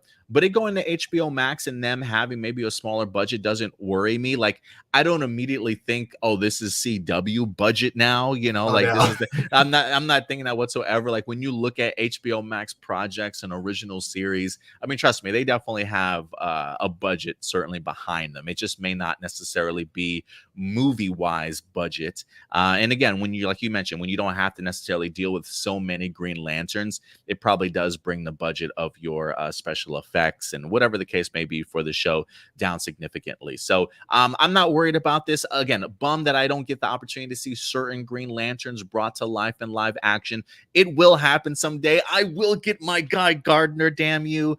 But until then, oh, sorry, Indy. But until then, I definitely am looking forward to this. I think Jon Stewart's a fantastic Green Lantern to certainly give some awareness to and be brought to the small screen in some way, and leave Hal Jordan and some others possibly for the movies. But yeah, man, I'm on board. I'm on board, Stewart. Yeah. And you know, like you said, I do think we'll have another show like that in the future. Like, I would really like to see a Green Lantern kind of almost like an anthology show, like one where it's like a different episode focuses on a different lantern, whether it be an origin or just a one-off adventure with them. Like, I would love to see that kind of in the future, but I do think starting smaller is probably the wiser idea for DC. So starting with just one and then kind of moving on to like a big, you know, exploring like the overall Green Lantern core going forward. Yeah, because I'm glad you brought that up, because Jon Stewart is very much very active part of the Green Lantern Corps. I mean, this guy has led armies of Green Lanterns into battles before on his own. And the idea of maybe getting to see those potential cameos at some point in time doesn't seem out of the realm of possibility. But you're right, like the concept of an anthology story for Green Lanterns when there's just so many Green Lanterns from different sectors that I think a lot of us would love to see kind of brought to life in the DCU. You know, their time will certainly come, and maybe something like a Green Lantern series with the focus of just Jon Stewart. Maybe he is the doorway to allowing us to meet a lot of the other Lanterns at some particular point in time. L'Oreal in here says Kyle Rayner, he's my favorite. He says he is my absolute favorite. He's an artist, much like yours truly. I read his graphic novel when he had all the rings. Yeah, because I think he's he's like the White Lantern, I believe. I don't know if he's still the White Lantern or not, but he had a huge spectrum of powers and abilities at one point in time. Jon Stewart grew up with him via Static Shock and Justice League as a kid. He's awesome too. You know, it's funny. So for the longest time, you know, when I was watching Justice League and then Superman, the animated series, you know, as a kid, certain details always slip your mind years later. So I always remembered, you know, in that world, I'm always like, oh, wait, Hal Jordan definitely existed. He just wasn't part of the Justice League. He was in Superman, the animated series, and he was in like an episode of Justice League Unlimited. I totally remember that. And it wasn't until years later watching it, like as an adult, rewatching it, I'm like, Oh, that wasn't Hal Jordan. That was Kyle Rayner. My bad. Oh, that's cool. I didn't realize. I didn't even know they did Kyle in the animated series.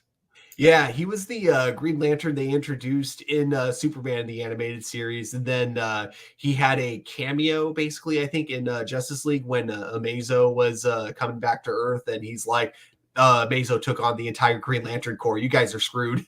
That's amazing to me. Like, I don't even remember that. I remember watching the cartoons as a kid, but I don't even remember that. But I guess maybe during that time period, Kyle was probably the main Lantern for quite some time. And it is funny to me, Stuart, that we're in the year 2022 right now, and the original Green Lantern and Flash are more popular than what, growing up in the 90s. Wally West was my Flash.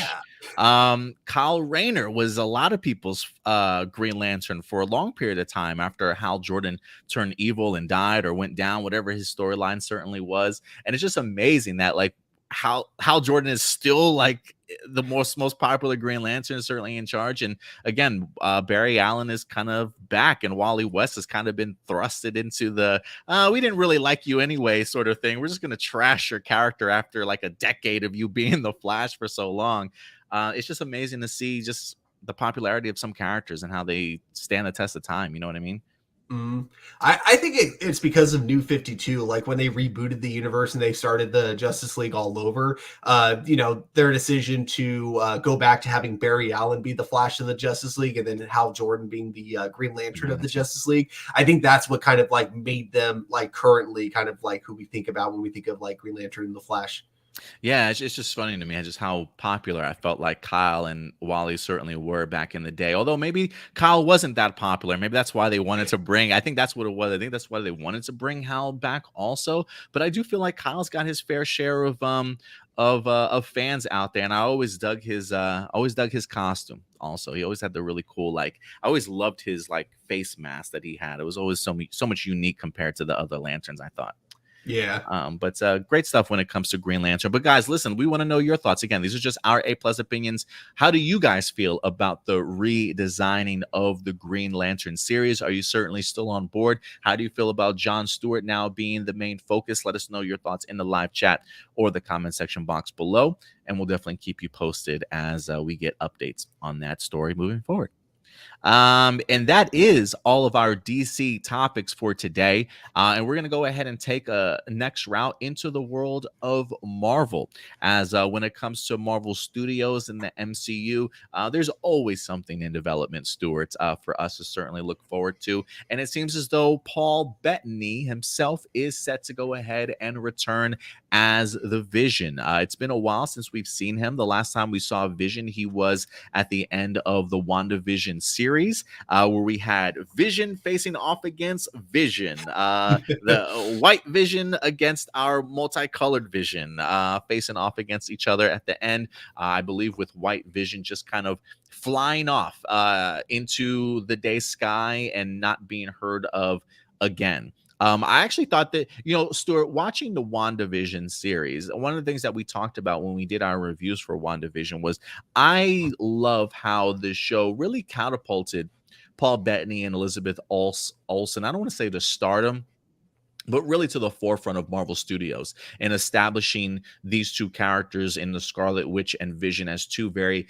important characters, certainly moving forward, two very impactful characters. And I thought WandaVision did nothing but give them a boost of recognition and just, I don't want to say the word worth, but just made them felt like they belong now. Like no longer are you the B characters, you are now the A characters of this team. And I thought WandaVision did a brilliant job of bringing that to life and seeing the emotional struggle that both of these characters unfortunately had to endure, especially after Vision wind up being killed by Thanos. What happened to his pieces, him being reconstructed into this particular white Vision without the memories, but now getting the memories once again as the end of WandaVision. So it definitely puts this particular Vision in a very particular position. And it seems as though we are now getting the opportunity to revisit that character as Vision will be getting his own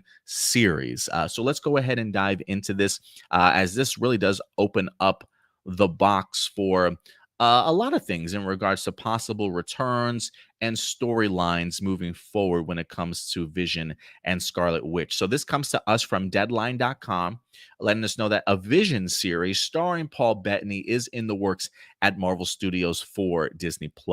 It says a second wave WandaVision spin-off series focusing on Paul Bettany's Vision is in the works. Sources tell Deadline, because if you guys recall, this is the second spin-off. There's also the Agatha Harkness series for us to be on the lookout for also.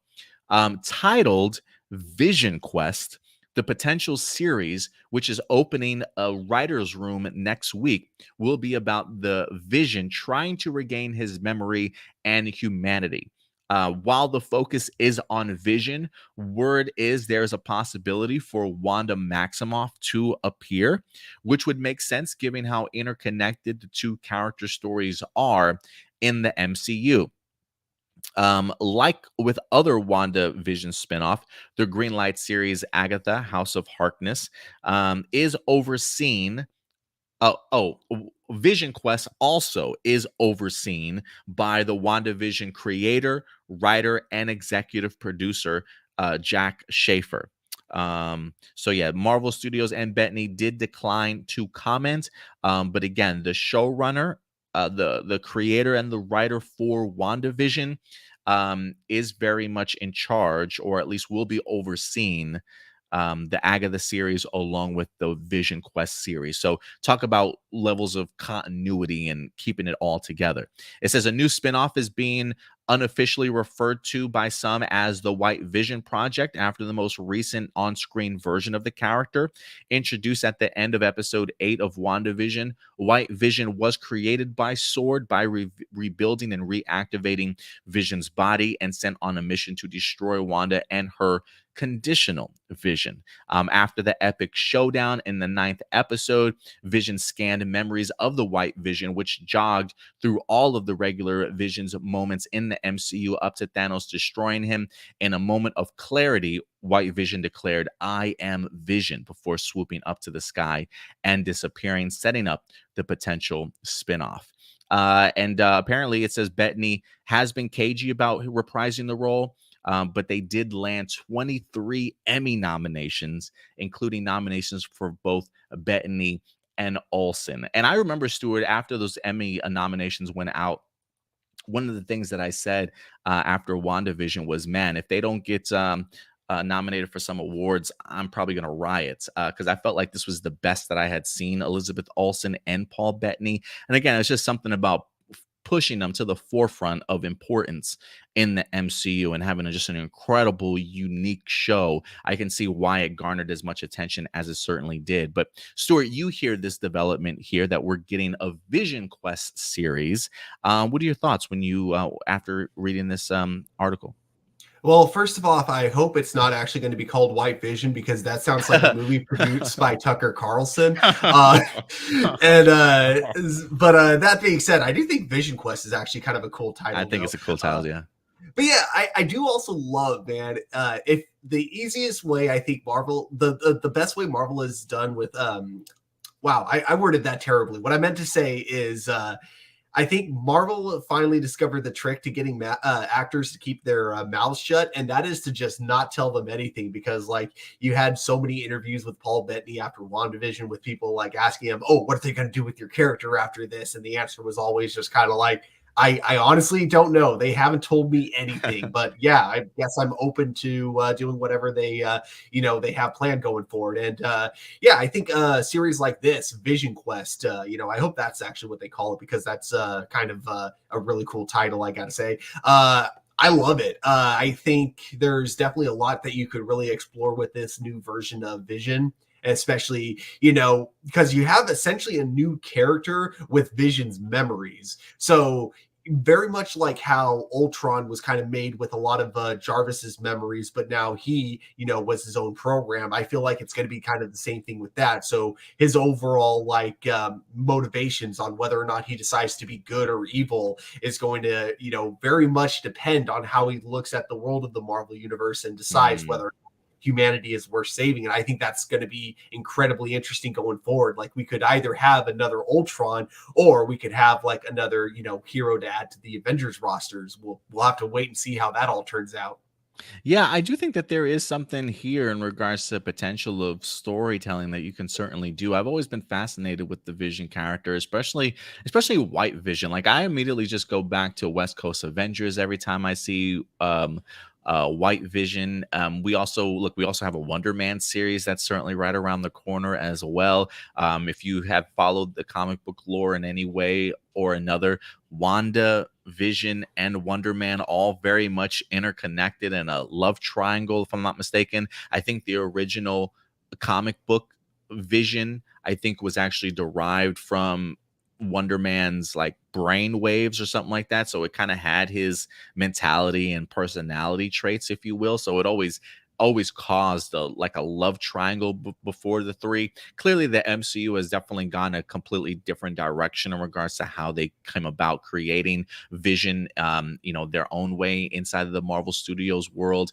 But I still think the potential here, especially when it comes to Wanda Maximoff, whether or not she pops up in this movie, is just really appealing to me. I kind of dig the title too, Wanda, Vision Quest, like you said, because it feels like this is maybe a tale of Vision trying to find himself, you know what I mean? Trying to discover who he is again, especially after his encounter with his former self, I guess you could say, at the end of WandaVision. And it does make me wonder, especially after what we saw in Doctor Strange 2, the demise of Scarlet Witch. Is she still alive? Is she not? It would be interesting to see if she comes back and tries to influence this Vision to be what she certainly wants, or listen, things didn't necessarily go Wanda's way when it comes to Doctor Strange 2. And who's the one person that she can always rely on?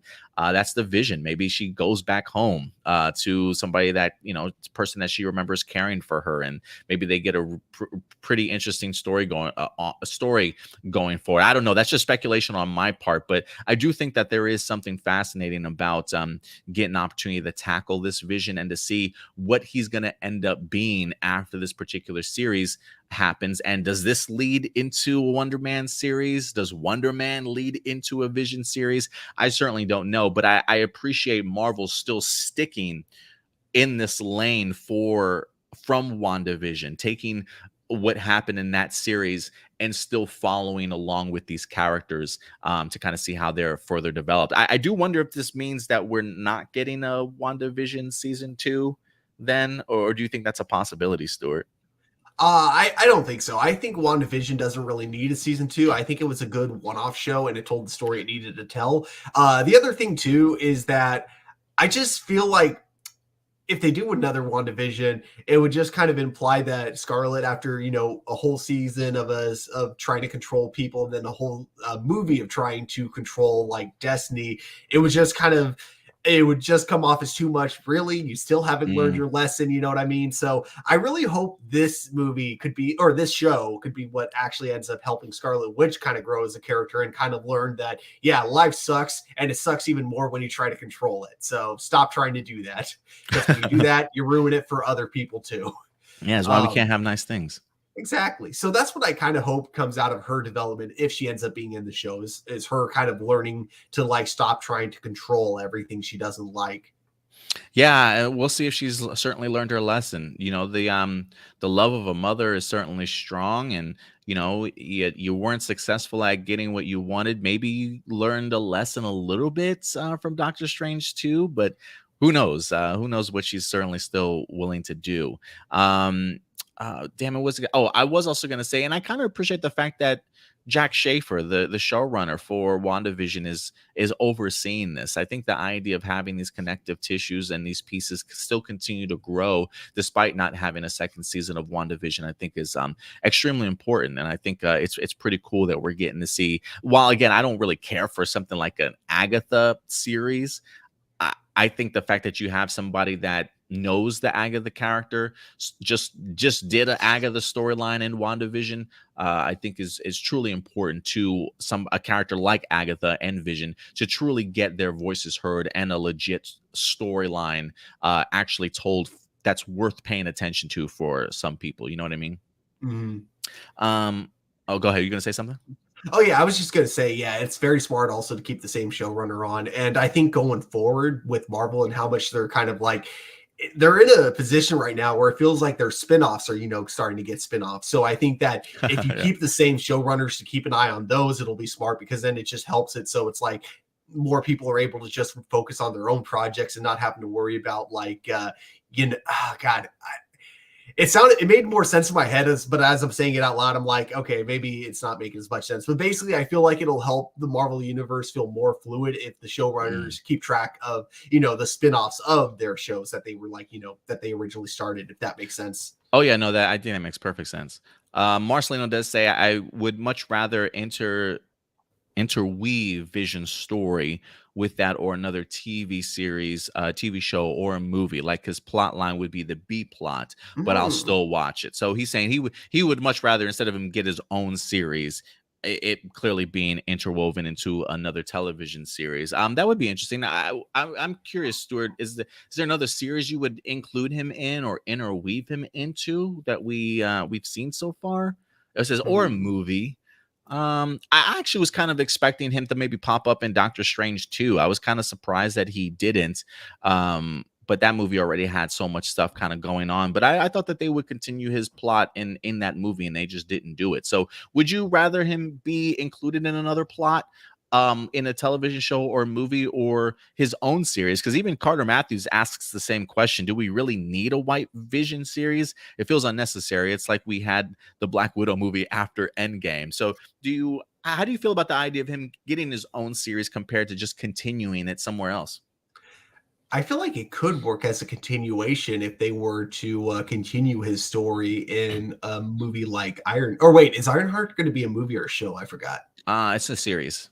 Okay. If they were to continue his story in Ironheart, I feel like that would actually make even more sense, especially with the whole science versus magic aspect that they have going for it. So I feel like that'd be the one to do it. Like you could have, Ironheart herself be the one to really show him the real heart of humanity, if you will. Okay. I dig that. Part of me was also thinking Armor Wars, maybe. That would be another spot for him to maybe pop up in if he certainly wanted to. So, I mean, look, I definitely get where other people are certainly coming from. I wouldn't have minded them seeing. I honestly thought that was the direction that they were going to go. The idea of a Vision series is something that certainly surprised me.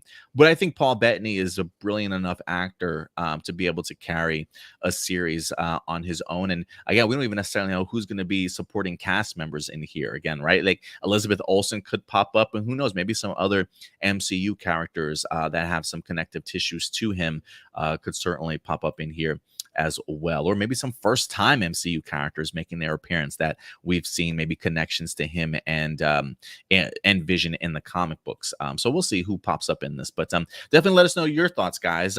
Maybe not everybody's as excited for a Vision series as we certainly might be. I mean, we could definitely tell that there's a lot more story for him to certainly go ahead and form his character here. But let us know your thoughts, guys. Are you excited for a Vision series, or did you have another television show or movie in mind you would have liked to have seen his storyline continue in? Please go ahead and let us know your thoughts in the live chat or comment section box below about what you thought about this news. Good old Jackson Peterson says, "Is there a Black Vision?" No, I don't think there's a Black Vision. No. And then from that Marvel topic to the next, considering that we're talking about people's return, Paul Bettany is in fact returning as Vision. It's been quite some time since we last seen him, but it's been an even longer time since we've seen Hugh Jackman as Wolverine. And while it's been quite some time since Hugh Jackman has donned the outfit or the claws of Logan, we didn't necessarily think we would ever get the opportunity to see this man again. He is in fact coming back, and I thought it was pretty interesting that this past week Variety got the opportunity to sit down with him a little bit and really just kind of pick his brain in regards to how this all came about. Why did you want to return? When did you start having these discussions? How did it all come to be? And I wanted to go ahead and dive into this with you, Stuart, in regards to just getting some insight and clarity as to how they convinced Hugh Jackman to certainly come back. And honestly, Stuart, it didn't sound like it took much convincing at all. But let's get into this. It says, inside Hugh Jackman's decision to return as Wolverine, it's been brewing for a long time, he says. Hugh Jackman and Ryan Reynolds shocked comic book movie fans, yada, yada, yada. Okay, they're coming back. According to Reynolds, he first met with Marvel Studios president Kevin Feige 3.5 years ago. After Disney acquired Fox, the first 2 Deadpool movies were released by Fox, each grossed about $780 million worldwide. Now that Disney owned Fox, the door was open for Deadpool to enter Feige's MCU. So Reynolds started talking with him 3.5 years ago. He says, I got Kevin Feige to talk what, if anything, the future holds for Deadpool in that transaction. Reynolds said on his first meeting with Marvel, the subject was coming up in a meeting about if we could find a way to do a Deadpool Wolverine pairing. It wasn't possible then. For this to be happening now is pretty damn exciting. So that's Reynolds just opening the door a little bit about the idea of Deadpool versus Wolverine actually came up 3.5 years ago. It just wasn't possible then, it sounds like. Mm-hmm. It says Deadpool 3 will mark Jackman's 10th time playing Wolverine. The 2 actors first met making 2009's X-Men Origins. It says Jackman, who is currently on Broadway, is already starting to bulk up in order to get back into Wolverine shape. And this is where Jackman starts speaking. He says, a little part of me now thinks I'd be better at it, is what Jackman said about returning to his iconic role. Is that arrogance of age or something? Wolverine's a tortured character, more tortured than me, but I always get the feeling of him being comfortable in his own skin, and I feel more comfortable in my own skin now, even though it's messier. He says Jackman meant it when he repeatedly stated on the Logan press tour that he was retiring from playing Wolverine. So what changed his mind? It says a screening of Deadpool in 2016, it turns out. Jackman saw Deadpool for the first time before shooting Logan, but had already gone on record calling Logan his final Wolverine movie by then. He says, I went to a screening of Deadpool. I was 20 minutes in and I was like, damn it. He says, all I could keep saying in my head was, all I kept seeing in my head was 48 Hours with Nick Nolte and Eddie Murphy. So it's been brewing for a long time. It just took me longer to get here. And I just think that's really eye-opening. His 2 paragraphs, Stuart. One, a little part of me now thinks I'd be better at it in regards to him portraying Logan or Wolverine. And he says, the moment 20 minutes into Deadpool, he knew he effed up. He knew he shouldn't have committed to not playing Wolverine anymore, because all he could see in his head was Deadpool and Wolverine in 48 Hours as Nick Nolte and Eddie Murphy. And I think that's just a fantastic collaboration for him to think about. I can see it perfectly also when he talks about it. But what do you think about those 2 statements from Hugh Jackman? Very surprising to me, because like it sounded like he was dead serious on it for that whole period of time. Yeah, like from 2017 to literally right before it was announced that he was going to be in the next Deadpool movie, it sounded like he had made up his mind and he was so sure of it.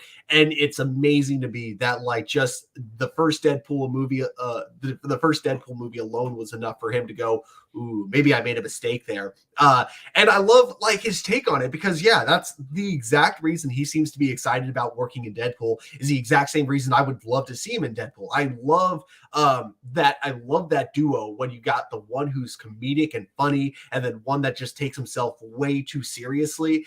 And I think that Wolverine and Deadpool are perfect for that type of chemistry. And I think on top of that, taking that chemistry and then putting it into a world like the MCU, a world very different from theirs, where, they're going to go for, where likely, we'll have to see how it actually turns out in the movie. They're going to go from a world where people have always looked down on them for being different to a world where now, like, suddenly superheroes are praised for being, like, actual for being heroes, basically. Mm-hmm. I'm very curious to see how, like, all these factors are really going to, like, how it's all going to, like, kind of collide into, like, this movie, and how it's all going to, how it's all going to shape out. You know what I mean? Like, for some reason in my head, I get this image of, like, Wolverine and Deadpool standing in front of this big portal, seeing this other multiverse, this other alternate dimension, and seeing these heroes praised. And I just see Deadpool looking at Logan. He's like, Logan, they love us there. We gotta get there. And then they jump into the MCU, and it's like, I don't know why I got this image kind of stuck in my head, but that's what I think of when you mention that. See, I think what could happen is, like, they end up fighting off, like, a villain or something in the middle of a populated city, and then suddenly the crowd comes, police come, and Logan's, like, trying to look for a way out because he's like, oh crap. But then, like, he's really shocked when two people just, like, come up and they're like, can we please get a selfie?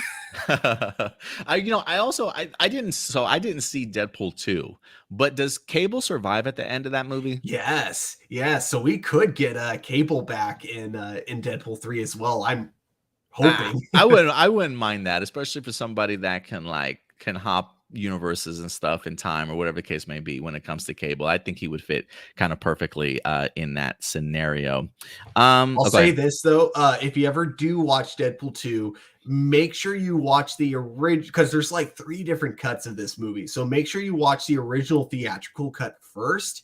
Okay. And then if you enjoy it, watch the second extended cut of the movie, because, like, I think it's a better version of the movie, but only if you've seen the first version first. I think it's, like, better to watch the theatrical version first. And then, like, if you have time, if you're down for a third time to watch it, then watch the PG-13 cut of the film, which is pretty funny because it has, like, the Fred Savage cameo and stuff. Oh, that's right. I forget he was in it. It was kind of like the what was that? The Never Ending Story? Is that what it was? Right? Like, it was Princess Bride. Princess Bride. Yeah, he's telling the story by the bedside. Yeah, that's so funny to me. And then he also says, it says, while Reynolds was eager to bring Wolverine back into the fold over 3 years, he says it wasn't until August that Jackman finally agreed to play Wolverine again. So he's always wanted to come back since the first Deadpool, but it never manifested itself. And then just until August, Jackman finally agreed to play Wolverine again. He says, I think actually he'd given up. Jackman said about Reynolds, continuing asking him, because he said it says Reynolds had been pleading to him on the daily about a Wolverine and Deadpool movie, which I would assume for 3 years he certainly did. And then Jackman says, I think actually Ryan had given up. He says, I think it was a big shock to him. There was a massive pause. And then he says, I can't believe the timing of this. Jackman called Reynolds to break the news during a late summer beach trip with his family. Reynolds just so happened to have a meeting already set up with Marvel and Feige about Deadpool 3. With Jackman now on board, Reynolds and director Sean Levy brought the news to Feige. He says, oh my God, I'm thrilled, is what Reynolds said about his return. It's like old home week. To get back to get to be on set with one of my closest friends each and every day is a dream come true. But to do it with these 2 iconic characters side by side, that's beyond my wildest dreams. So that's cool, man. I'm glad that we clearly have seen what their friendship has blossomed into over the years. And I think that's cool when you get the opportunity to make a movie with your friend. But the bigger question I would have here, Stuart, is if Hugh Jackman just agreed this past August to come back to Deadpool, and Ryan Reynolds already had a meeting set up with Marvel, my question would be, if Hugh Jackman had said no or hadn't come to you, was that your only plan for Deadpool 3? Like, it's been 3.5 years, and we know that you've had the opportunity to sit down with Marvel all this time to talk about what your plans are. Like, it's funny to me that we got the announcement of Ryan Reynolds talking about, we sat down, we put our heads together, we tried to think of so many great storylines, And we have nothing, guys. I'm so like when he literally says that in his announcement, I'm almost bound to believe that now, that you literally didn't have anything until Hugh Jackman this August said, you know what? I'll come back. And they're like, finally, we have a movie here, guys. We have a movie. That's what it feels like to me, Stuart. But I'm so glad that it definitely happened. And I can't wait to see these two together. I think this is going to be the best Deadpool movie that we've gotten. But I cannot wait to see these two interact with each other on screen. They're hilarious together just as people. And I do think they're going to bring their characters to life in the most amazing way ever. So I'm really pumped for this. Yeah, definitely agreed. Seeing Hugh Jackman coming back is going to be the most exciting thing for me. And the fact that it's happening in the MCU is just like, this is something I've always known that the MCU was always going to give the fans what they want, because that's what they've been doing from the start. This is one of those things where I felt like people who wanted Wolverine back or Hugh Jackman back as Wolverine in the MCU, this was going to be one of those cases where I'm like, I think the fans are demanding a little bit too much from Marvel here. I don't think that's going to happen. Nope. Like Marvel does it. Yeah, it felt like a stretch, right? Yeah, Marvel continues to spoil us. They are the really rich parents, and we are the spoiled brats who get everything we want from them. That's what it definitely feels like. I feel like maybe Doctor Strange 2 was the closest to like fan servicey that they've ever really gotten, where like the fan service maybe overpowered the actual storyline plot itself a little bit at times. But I still enjoyed the movie, certainly for what it was. But yeah, Marvel is always very open about the idea of listening to fans, or at least if not necessarily giving us everything as we would like, still at least giving us something. And I think fans have definitely been appreciative of that, to say the least. But 3.5 years in the making, it's finally happening, and Hugh Jackman is bulking up for the role again. So I'm thrilled to see him in his character once again. But yeah, guys, again, these are just our A+ opinions. We want to know yours. What do you think about the revelation here of what brought Hugh Jackman back? How long he's been certainly wanting to return, and now that it's finally happening, how are you feeling about it? Let us know your thoughts in the live chat or the comment section box below. And with that, Stuart, we will wrap up our Marvel talk. We've got one more topic, baby. One more topic. One of my favorite franchises for you and me to dive into and talk about, Stuart. Some Star Wars, baby. We're about to get into some Star Wars, as you know, Lucasfilm, Stuart. Lucasfilm. I read an article this week, interestingly, that Lucasfilm has told Kathleen Kennedy, stop making announcements.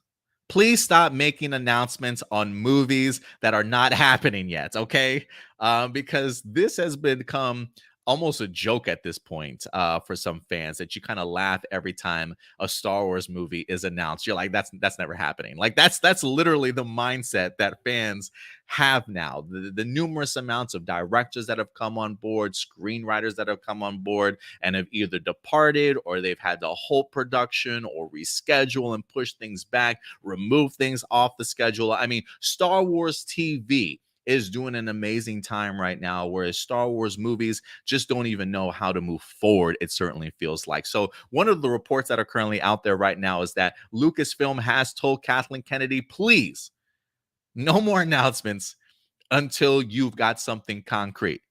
And what happened here this week, Stuart? Not an announcement from Lucasfilm or Kathleen Kennedy, but a leaked story that a new Star Wars movie is on the way. A secret Star Wars movie possibly has been in the works in secret. And Lucasfilm has not announced this. Kathleen Kennedy has been very hush on this, but reports are certainly starting to come out that people are learning that something is going on behind the scenes at Lucasfilm. So let's dive into what this secret Star Wars movie is, Stuart.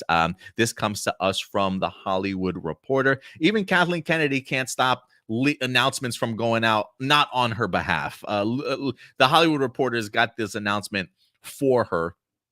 This comes to us from Hollywood Reporter. A secret writer's room, a rising scribe, and a post-Skywalker timeline. A look inside Damon Lindelof's Star Wars movie. Stuart, this is the second time we brought up Damon Lindelof's name today, praising him for his work on The Watchmen. And now he's finding himself putting together a Star Wars movie. Let's go ahead and dive into this article here.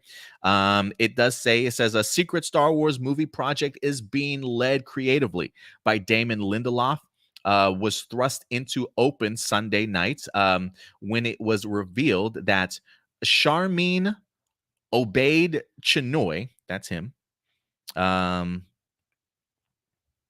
who directed 2 episodes of Miss Marvel, was on board as the Helmer.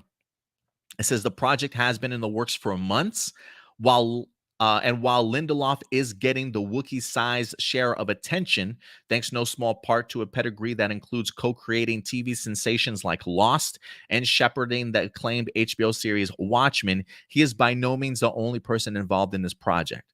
In fact, if Lost and Watchmen, as well as The Leftovers, another beloved series from Lindelof created, have shown anything, it's that one of the writer's chief talents is picking gifted collaborators. So he knows how to pick his collaborators perfectly. Sources tell Hollywood Reporter that Lindelof is writing the new Star Wars script with Justin Bitt Gibson, a young and rising writer who worked as an executive story editor on Guillermo del Toro's vampire drama The Strain, and wrote episodes of The Star's Counterpart, a series that deals with parallel dimensions and starring J.K. Simmons. So again, Lindelof is writing the new Star Wars script, and he also has Justin Britt Gibson. I do believe this is actually Justin Britt Gibson. I'm sorry, I thought this was the director. No, this is the other collaborator with Damon Lindelof writing the Star Wars film together, Justin Britt Gibson. It also does say here, Britt Gibson, however, comes to the job after a secret writer's room that began coming together after this year's Star Wars Celebration. So since Star Wars Celebration, what was that, back in like April, Stuart? I feel like it's been some time since we had Star Wars Celebration this year, but the secret writers room began coming together after this year's Star Wars Celebration. The room held a 2-week session in July, and at the table were Patrick Somerville, who worked with Lindelof on Leftovers and then went on to create Station 11. You also had Raina McClendon, a consultant producer on Lucasfilm's Obi-Wan Kenobi and a writer on the upcoming Willow series. She was there. And Andy Greenwald, the creator of 2019 Rosario Dawson's crime drama Briar Patch, which I've heard some good things about it, among a couple of other writers as well. It also says Dave Filoni, a protege of Star Wars creator who is involved in many of the shows, may have also been present. They're not sure or not, but it says may have also been present. After breaking the story, Lindelof and Britt Gibson have been clacking away at the keyboards. Sources say the movie project is intended to as a standalone, but in success could lead to more movies. That plan goes against the grain of earlier Lucasfilm development processes, which saw the company try and come up with new trilogies. Now the studio seems to focus on standalones. I don't think that's a surprise. I feel like even Kathleen Kennedy has mentioned that that the idea of trilogies is kind of out the window now. And sources say that the story could take place after the events of 2019. The Rise of Skywalker, though it would not be a continuation of the Skywalker saga. It could, however, feature some of the characters from the trilogy. Stuart, I am completely on board with this. It says, as for Lindelof's film could drop, December 2025 is the earliest date Disney has carved out of its calendar for a Star Wars feature. And some sources are even saying that they think this is actually the furthest along project when it comes to Star Wars movies, Stuart, that Lucasfilm currently has. So this might end up, despite the, hey, we've got Patty Jenkins coming for Rogue Squadron, Taika Waititi's doing a Star Wars movie. Aside from those major announcements we've had, this is the movie that actually might end up coming out first, December 2025, as again, they have in fact been doing a secret writer's room. So Stuart, let me tackle this first, man. I love this news. I'm a big supporter of Damon Lindelof, as you guys know. I'm so thrilled that he's getting to wrap his head around a Star Wars movie. I think this is certainly right up his alley, honestly. And anytime I feel like Lucasfilm does a secret writer's room, success usually follows. The idea of them even putting together a writer's room tells me, man, we really got to learn from our past mistakes. And while it definitely felt very like they didn't just learn from their past mistakes with Taika Waititi along with Patty Jenkins making those announcements a lot sooner than they probably should have. A secret writer's room that led to the successful High Republic novel certainly comes to mind for me. And I think the idea of them taking their time to actually sit down with very talented writers to try and crack and craft the story, I think is the direction that you certainly want to go. Again, this isn't Lucasfilm making this announcement. These are sources of the Hollywood Reporter letting us know something behind the scenes is certainly happening here. Check out how far along that they certainly have come. So, I'm not going to tarnish or crap on Lucasfilm if this doesn't come to fruition again, but I do believe that if anything, I do believe that they certainly have something on their plate, especially if they're this far along in the creative process of putting this film together. It does make me wonder how soon are we going to hear about casting announcements and things like that. But I am fully expecting this movie to certainly see the light of day even before Taika Waititi and Patty Jenkins thing. But again, December 2025 seems to be the time period that they're certainly aiming for here. I don't know what this is certainly going to be, but taking place after the Rise of Skywalker, I think is a great place to start. Uncharted territory to literally have creative freedom to do whatever you want to going forward in Star Wars timeline. I think this is a bold and great move by them. And to get somebody like Damon Lindelof, I think is just a win, Stuart. But you hear all this news, secret writing room. He's found a collaborator to certainly work with him also. Does this feel any different to you now that you've learned about this? Anything that you're worried about? What are your thoughts on this secret writing room? Nothing I'm worried about, but yeah, I do think I think the most interesting thing about this is finding out that it's further along, supposedly, if it turns out to be true, that it's further along in development than Taika Waititi's Star Wars movie, because the way he had been talking about it recently, it made it seem like they were actually pretty, they were finally making a lot of progression into it. But, hearing this kind of makes me think otherwise. But I am glad. I think the number one thing that makes me happy about this is that they're not planning too far ahead. They're doing it one movie at a time, which is very smart for them, because right now when it comes to Star Wars movies, I really don't think there's a clear vision in the future of what they want to do going forward. So I think right now the smart thing to do would be to have a couple of one-off Star Wars movies here and just see how successful they are, and then see, okay, people like it when we explore this timeline, so maybe we should do like a sequel to this movie or something like that. I think it's a lot better than trying to invest so much into one movie that you later plan to be a trilogy, like they kind of did with the Han Solo movie, and then only to find out later it didn't do as successful as they were planning, so then having to scrap that whole thing. So I think, taking it one movie at a time is the smarter way to go about it. And if it's not a success as much of a success, if it's not as much of a success as they want, they still got the TV shows to fall back on. Yeah, absolutely. I do think that was smart on their part in order to certainly do it that way also. Datilla did say Star Wars Celebration was in May during Memorial Day weekend. So that's been about like 5 months.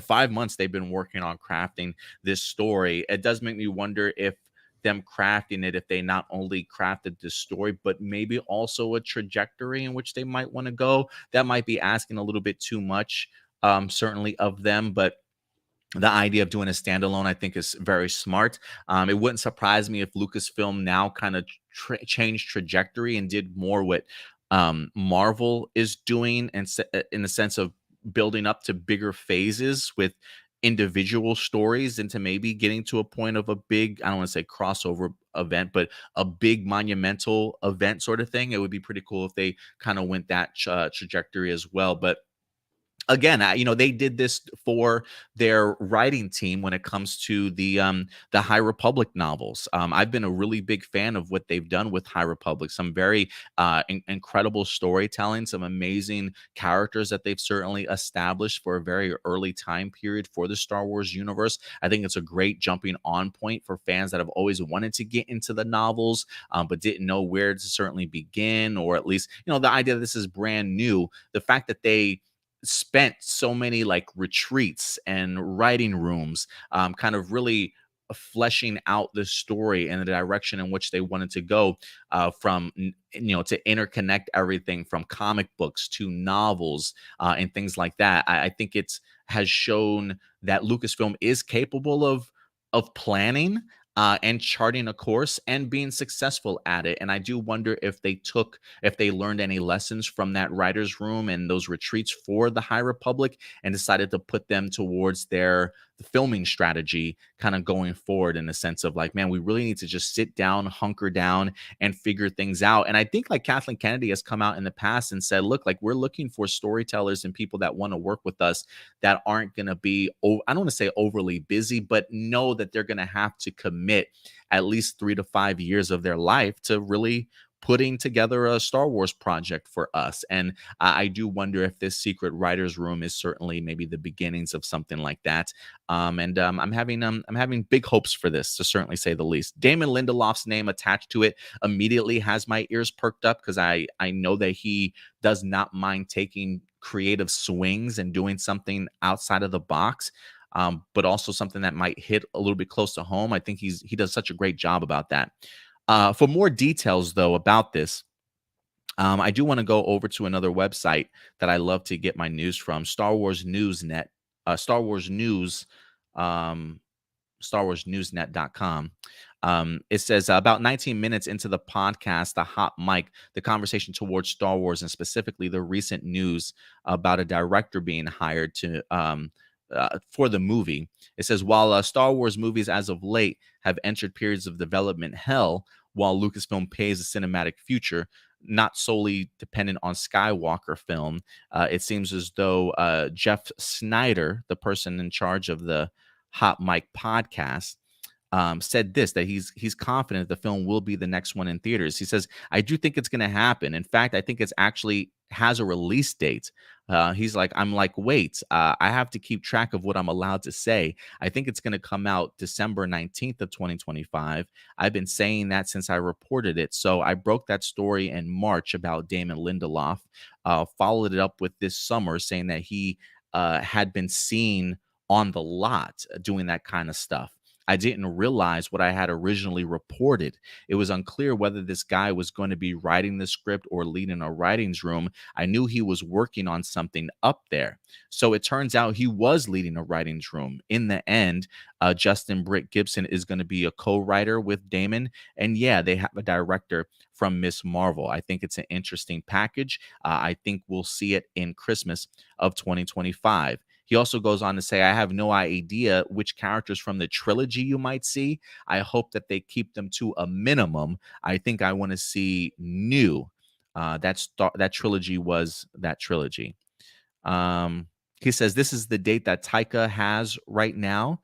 Taika's Star Wars is December 19th of 2025, but as I think fans may be able to read between the lines of what's been reported, yeah, I don't know if he's really there yet. So I think Damon's movie will inherit that date. So that's what is being said behind the scenes in that regards for the Damon Lindelof Star Wars series. So seems as though he thinks that the Taika Waititi stuff is still going to be further in development from happening. And so again, this might be the furthest along Star Wars project.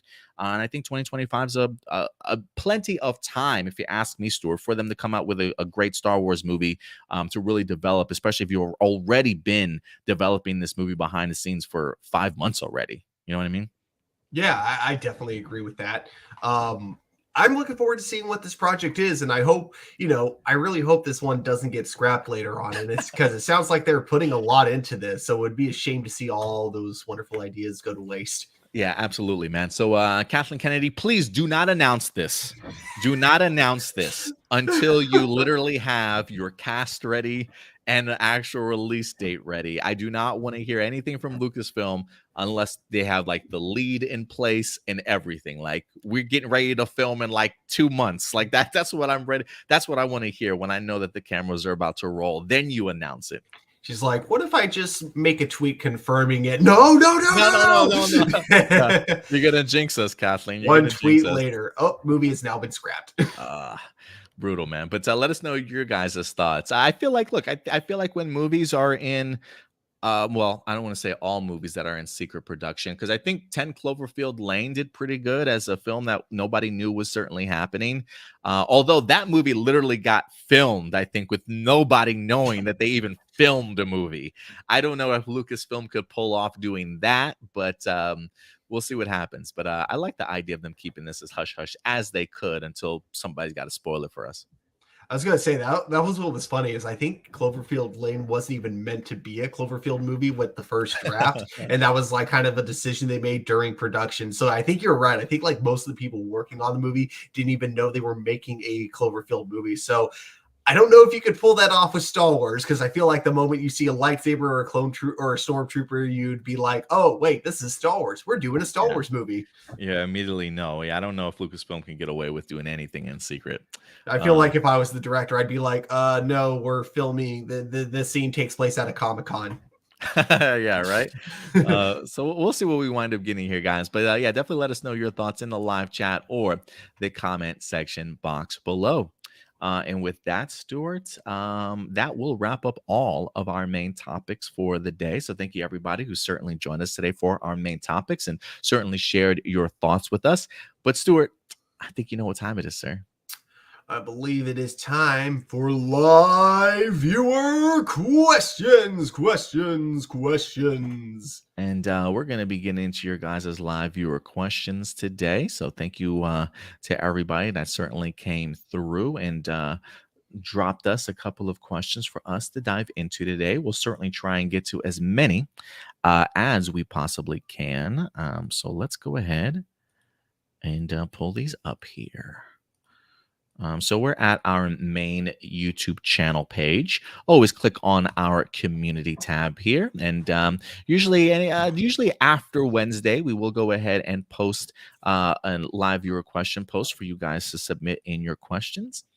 We got 29 today. Don't know how many we'll get to, but we'll definitely try our damnedest here, Stuart.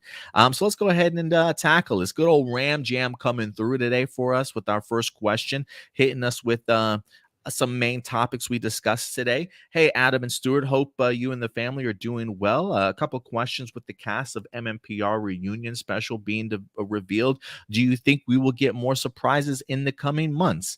And also, what are your thoughts on James Gunn's proposed Marvel DC crossover? Oh, okay. So not necessarily the main topic we talked about, but so let's tackle both of these. What are your thoughts on the James Gunn proposed Marvel DC universe? I don't think it's happening right now.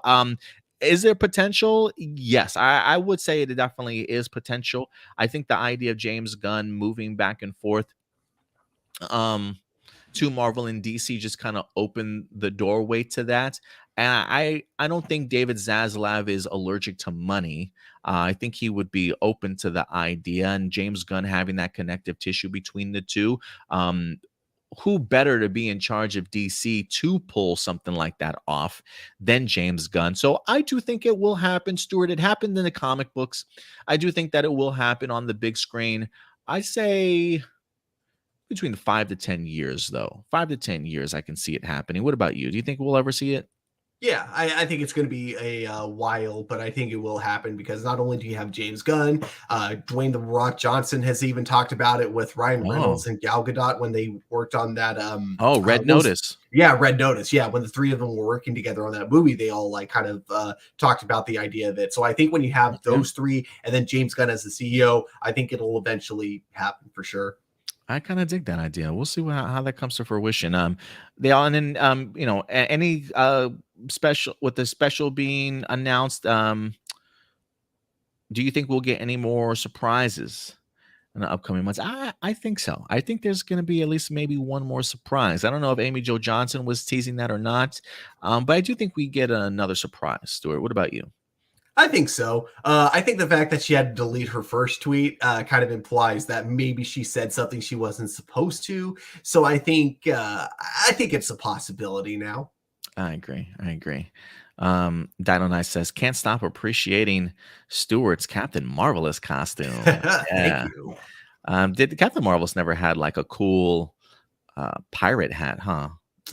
I don't think he had a hat. He had an eye patch though in the 10-year anniversary. That's what we got to get you now. That's the next addition to your costume. An eye I was I was like thinking about wanting to wear one like going into work, but because, you know, for my job, what I have to do is I have to like sneak in between seats in order to grab order cards. I figured not having a depth of field would probably be bad. Like I could knock people's drinks over while trying to grab their order card. You don't know what you're reaching for. Yeah, I exactly. Or worse yet, like I'm just imagining what if I like accidentally smacked a customer because I was like trying to reach their order card. Like, sorry, my depth of vision is just so off right now. Gabriel Glasgow, Venom animated series was badass. The best part was they knew to pepper Eddie Brock into the show before he becomes Venom, always getting dogged by Spider-Man. So when he inevitably bonded with the symbiote, the turn felt natural. It really was so well written for a kid's show. I missed that kind of narrative in the new Marvel shows. I still remember the line, "We are like poison to you, Spider-Man." Also, like to mention that I always felt that the Venom from Spectacular Spider-Man cartoon was awesome, but this one was a close second. It was impressive how scary they could make him, and especially Carnage, given the absurd limits when the show was censored. I would really love to see a live-action Venom versus Spidey once again, the Sam Raimi Spider-Man 3, but utilized even more and properly. I don't think I've ever checked out the animated series for Venom. Have you seen it, Stuart? I didn't even know there was a live action series for Venom. Me either. I didn't even know there was one. Yeah. I am interested. He says, so when he says, the best part was they knew to pepper Eddie Brock into the show before he becomes Venom, always getting dogged by Spider-Man. What does that mean? Always getting dogged by Spider-Man. Like, did Spider-Man bully Eddie Brock? Is that how he came across in the show? Because I've never known in the comics of Spidey to like bully or like get on Eddie Brock's case. But like, are they trying to justify his reasoning for becoming Venom to get at Spider-Man? Like, are they all of a sudden trying to like, is this like a Daniel LaRusso and Johnny thing where Daniel was the real bully the whole time? Eddie Brock had every reason to turn into Venom and want to kill him. Is that what they're turning this into?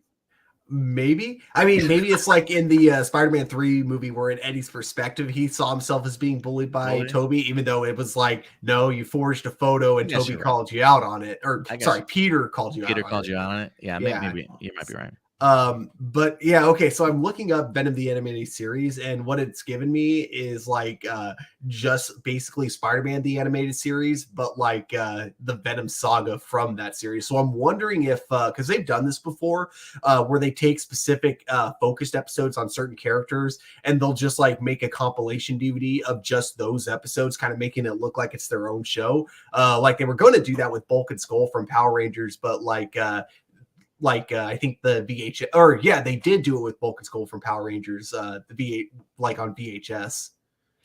Yes, because I was like, I don't think I've ever heard of a Venom animated series, but maybe that's what he meant. Maybe yeah, I don't know. But thanks for that, Gabriel. Appreciate it. Yeah. Let's see here. Blossom. So how cool? So cool how we got most of the Rangers back for the 30th anniversary, huh? Especially the daughter of my very first favorite. As for the boys, holy macaroni. Yeah, she loves her some Johnny Bosch in them. Remember when you mentioned that Power Rangers should bring up real life issues more often? I plan to do that with some of our Rangers for her. Looks like her own writing.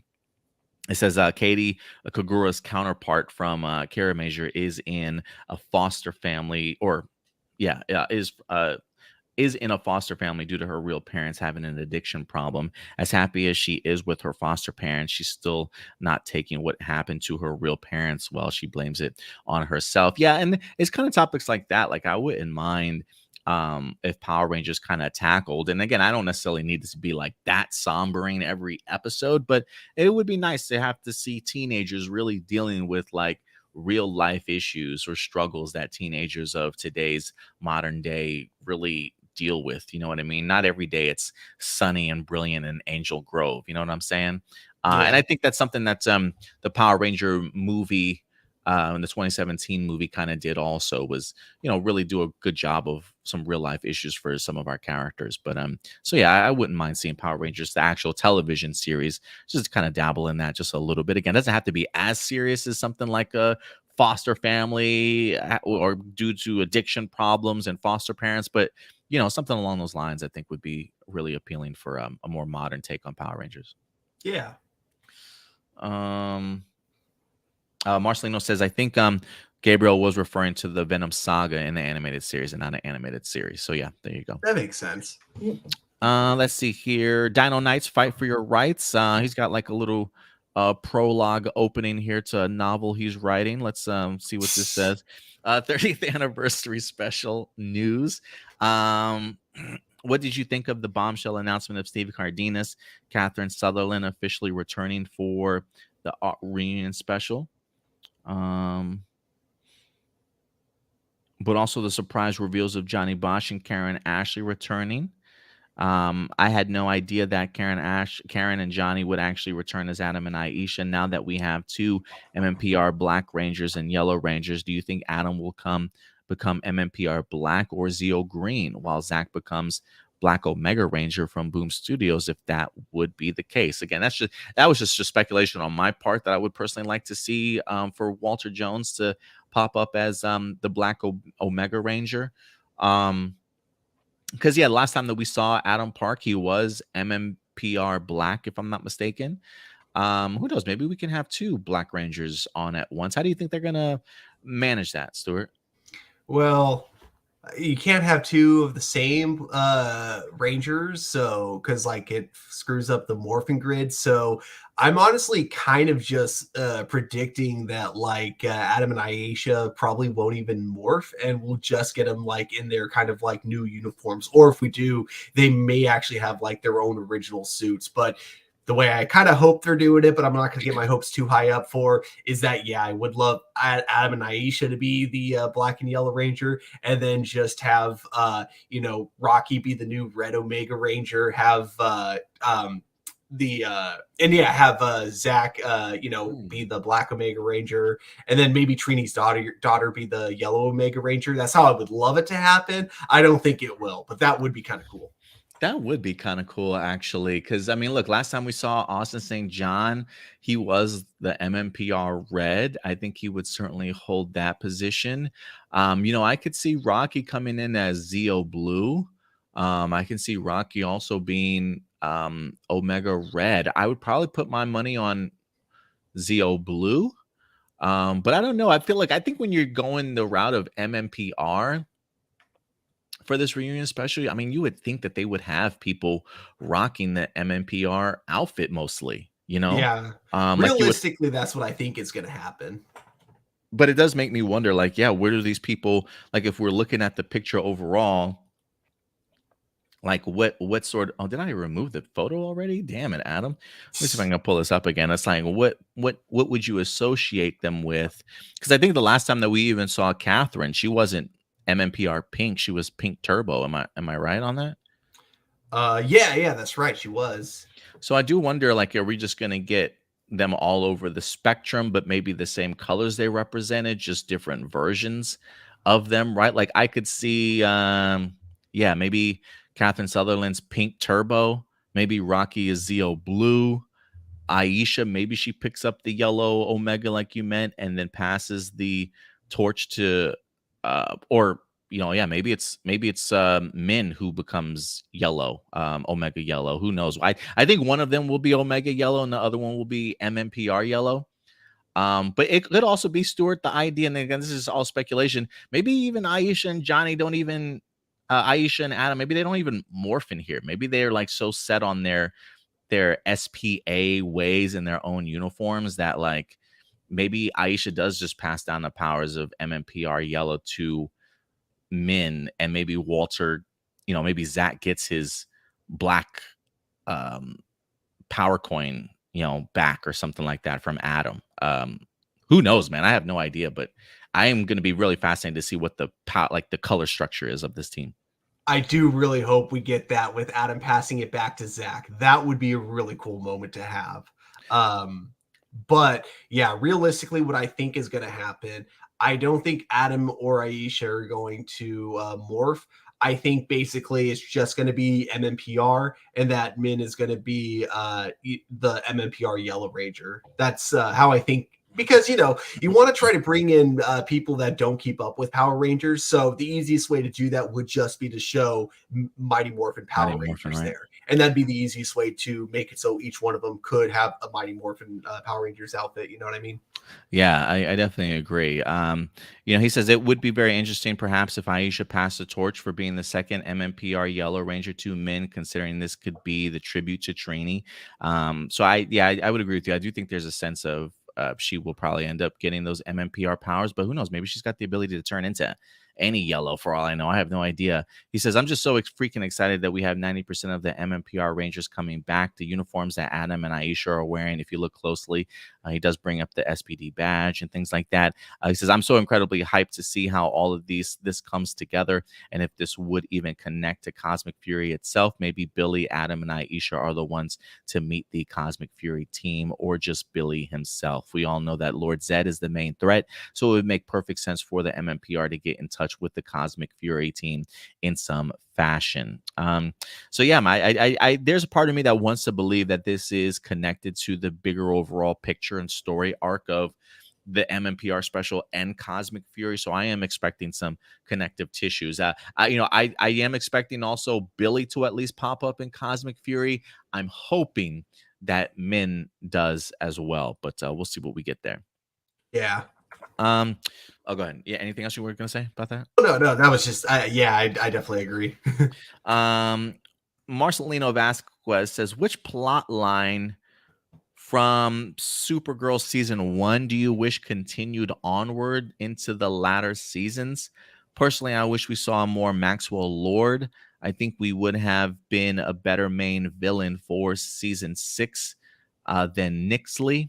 Also, to anyone who has seen the Supergirl finale, can we agree that the line of Alex said no touching without consent when fighting the monster was pure cringe? There was no reason for that line to be included. You know what's funny, Stuart? Like, I go to conventions all the time, and when I go to conventions, I always see signs that say cosplay is not consent. Mm-hmm. Which means no touching without consent, because I think people get maybe too handsy. So I don't have no idea I don't know what Alex was wearing. I don't know if she was dressed up as somebody during the season finale for her to drop this line. But my mind automatically goes back to like cosplayers at conventions all the time when seeing this. So I don't really know the context in which the line was certainly given. But yeah, I'm sorry it was so cringe for you, Marcelino. But remembering season 1 of Supergirl was so far away. The fact that he brought up Maxwell Lord, I'm like, oh yeah, that's right. Maxwell Lord was in season 1. The only thing I really remember from season 1 was the fact that it was on CBS, that it wasn't connected to the overall bigger picture. I don't believe at the time. To the CW. It didn't begin on CW. It got I don't remember if it got canceled after season 1 or after season 1 they were like, we're moving it to another company sort of thing. So that always kind of jumped out at me, but I didn't really care for the Maxwell Lord character too much personally. There really wasn't much that I would have liked to have carried on from season 1. Maybe, the one exception that I am happy they carried along with, I believe, was still the Hank Henshaw that eventually turned to be our John Jones for Martian Manhunter. I'm glad that storyline at least continued in the sense of a bigger emotional connections to Supergirl along with her sister Alex and things like that, Yeah. But outside of that, I didn't really care too much for the first season of Supergirl. Yeah, I mean, I didn't even watch it all the way through. I think that's the one that I still haven't seen all the way through to this day. And yeah, I just I could see it having a specific audience. I'm just not part of that. Also, as for the cringe line that you're referring to, I actually don't even remember that line in the episode, so I don't even remember the context in which it was made. But when you brought up the cosplay thing, it reminded me of this video by, I think it was D-Pity was his name, but he used to dress up as Deadpool, and he used to do all these really funny, like, I love these videos where we do montages where he messes with other cosplayers. But the thing is, they looked like they were prank videos. They weren't, but they looked like they were. And so the problem is, after that video went up, there were like a lot of other YouTubers that were doing the same thing as him, except for they weren't like getting the consent of the cosplayers that they were messing with. So it would basically be them messing with other cosplayers without asking. And so he had to make his own video later on saying cosplay does not equal consent. So that's where I think like that kind of all comes from. Yeah, and even Marcelino says Alex was wearing her superhero suit while fighting a giant CGI monster. So I do wonder if there's some reference to that in there also. In regards to that. So that's cool, man. Kurt Marino, have you guys seen or heard of the editor's cut of Sam Raimi's Spider-Man 3 film? Basically an extended version of the movie that added scenes and dialogue that in a way made the movie a little bit better. Have you seen this and the first two Tobey Maguire Spider-Man films since Spider-Man No Way Home? I haven't watched Spider-Man 3 in a few years, but I have recently seen the first two Spider-Man. Again, in preparation for No Way Home. But I have not seen the editor's cut for or director's cut for Sam Raimi Spider-Man 3. Have you, Stuart? I don't know if I even knew there was one out there. The last time I watched Spider-Man 3, it was definitely a different cut. So I'm wondering if that was the version that I had watched. However, I do highly recommend the editor or the director's cut of Spider-Man 2, because that one I watched a million times and I actually like it more than the theatrical Spider-Man 2. Really? Okay, nice. Nice. But no, I have not checked it out. Maybe it's worth checking out though. So I'll find it. I'd say it was about as good as Spider-Man 3. I don't think it made the movie any better, but I also don't think it made it any worse. So if you don't like Spider-Man 3, it's not going to change your mind. Okay. Jessica Fryman says, is there news on Young Justice season 5? And would you like to see MMPR Rangers meet the Cosmic Fury Rangers? Well, in the comic books, they have met each other, MMPR Rangers and Cosmic Fury Rangers. So in the comic books, they certainly have. As far as on screen, we have not seen that before. Cosmic Fury Rangers? Oh, I'm sorry. I keep thinking Omega Rangers. I'm sorry. So would you like to see MMPR Rangers meet Cosmic Fury Rangers? Yes, I would like to see that. I'm sorry. I was thinking MMPR Rangers and Omega Rangers. All these fucking space rangers. Sorry, Indy. All these space rangers just got me throwing me off. But yeah, I would like to see them meet the Cosmic Fury Rangers. I don't know if the whole team will, but I am expecting at least Billy to. So I do think it'll happen. As far as Young Justice season 5, no word on it yet. I don't believe so. Collider, which I don't think they're like the best source out there, so take that with a grain of salt. They're saying that it's canceled, but according to the direct, they're currently just not committing to plans for season 5, but it's not necessarily canceled. They just haven't gotten word about it. Gotcha. Okay. So something to certainly look forward to and keep your mind open about, Jessica Fryman. So we'll see how that goes. Oh my goodness. This is complicated. SPD timeline is approaching. Oh my God. I don't want to go through this, Stuart. Looking at this just hurts my head. I might come back to this one, Adrian. That's just so damn long. I might come back to that one, Adrian. Actually, while you do the next one, I'll just read this one and see if I can paraphrase it. Okay. All right. You do that then. Man, we got some long questions, guys. This is the reason why majority of this stuff takes up so much time. I'll go ahead and I'll knock it out. I'll just knock it out. 2 days ago, I watched a video about Airlim who talked about how we are a few years away in real life from SPD timeline of 2025. When Dino Fury being our current series of Power Rangers taking place in the present, do you think Cosmic Fury should have a time jump to the year 2026 when it ends, considering the last survivors of Zeto's people have decided to stay on Earth and live among human life after 6 months, after a 6 month time jump?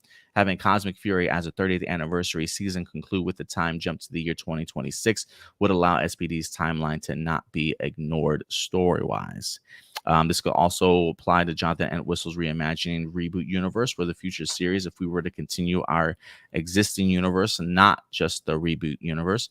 If 2006 eventually gets here in real life and Power Rangers Netflix series and TVs were to continue by then, it would be real beneficial if we were already a year after SPD's timeline. So instead of having a new series take place in the same year as the show is released, SPD series itself wouldn't be moved to an alternate or separate universe because of the season itself being in 2025 originally. RLM has also commented that Dino Thunder and SPD team would episode Wormhole cause a lot of issues where the timeline, which was 2005, people still remembered the events of the team up, basically altering SPD main timeline, which could be the reason why all the other seasons that came after SPD always took place the same year as they were aired. Even Beast Morphers itself said it took place in the future, but where exactly? Excluding Super Mega Force and some weapons being used in Beast Morphers, every other season of Power Rangers never mentioned SPD and its impact, with the exception of the early future version of Bridge, who was the Red Ranger in the 15th anniversary team-up Once a Ranger. This is what happens when writers in Saban don't fix things. To be fair, back then no one thought Power Rangers would ever continue or be talked about this way. So yeah, thoughts?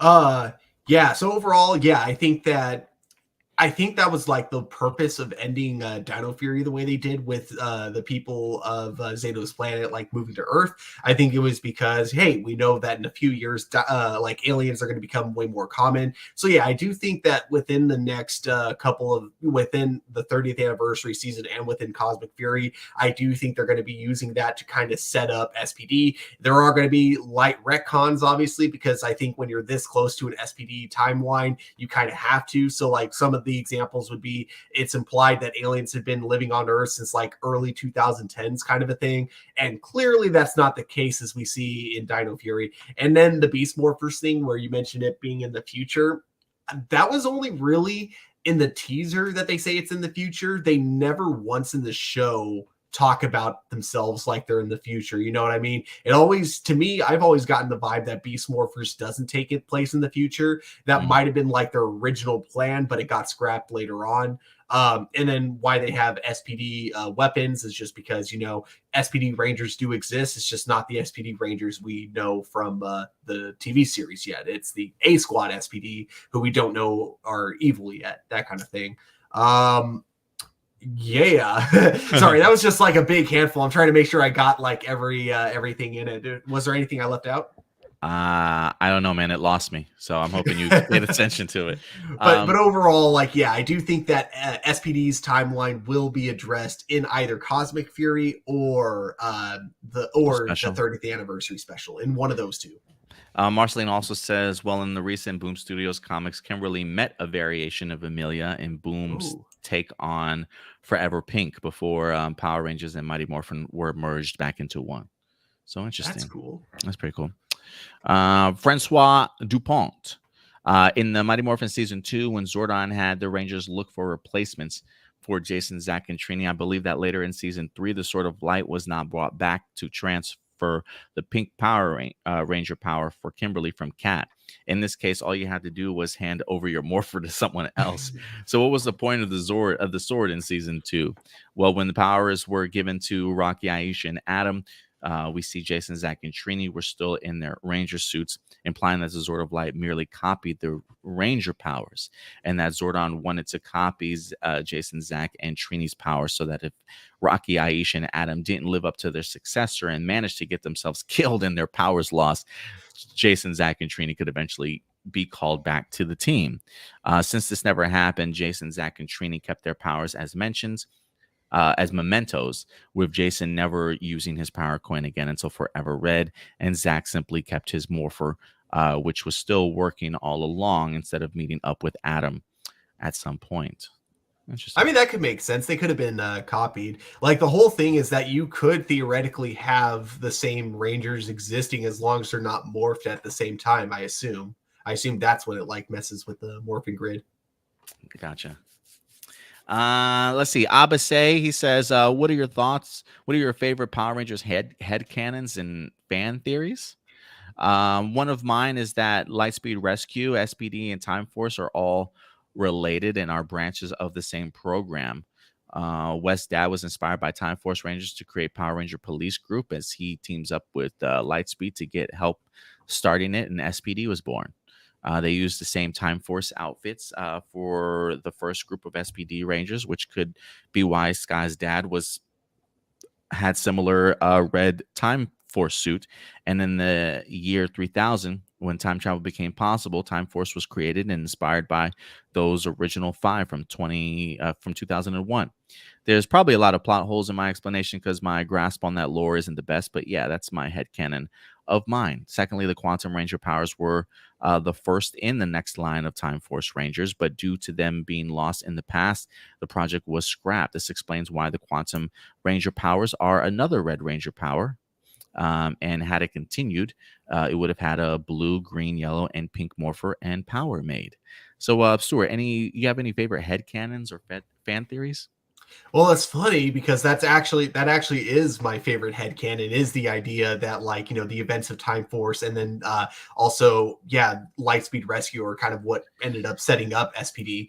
But aside from that, I'd say that my headcanon currently, that the Morphin Masters that we see in Dino Fury are the same Morphin Masters from the comics, not variants of them, like these same ones. I think that's currently my favorite headcanon.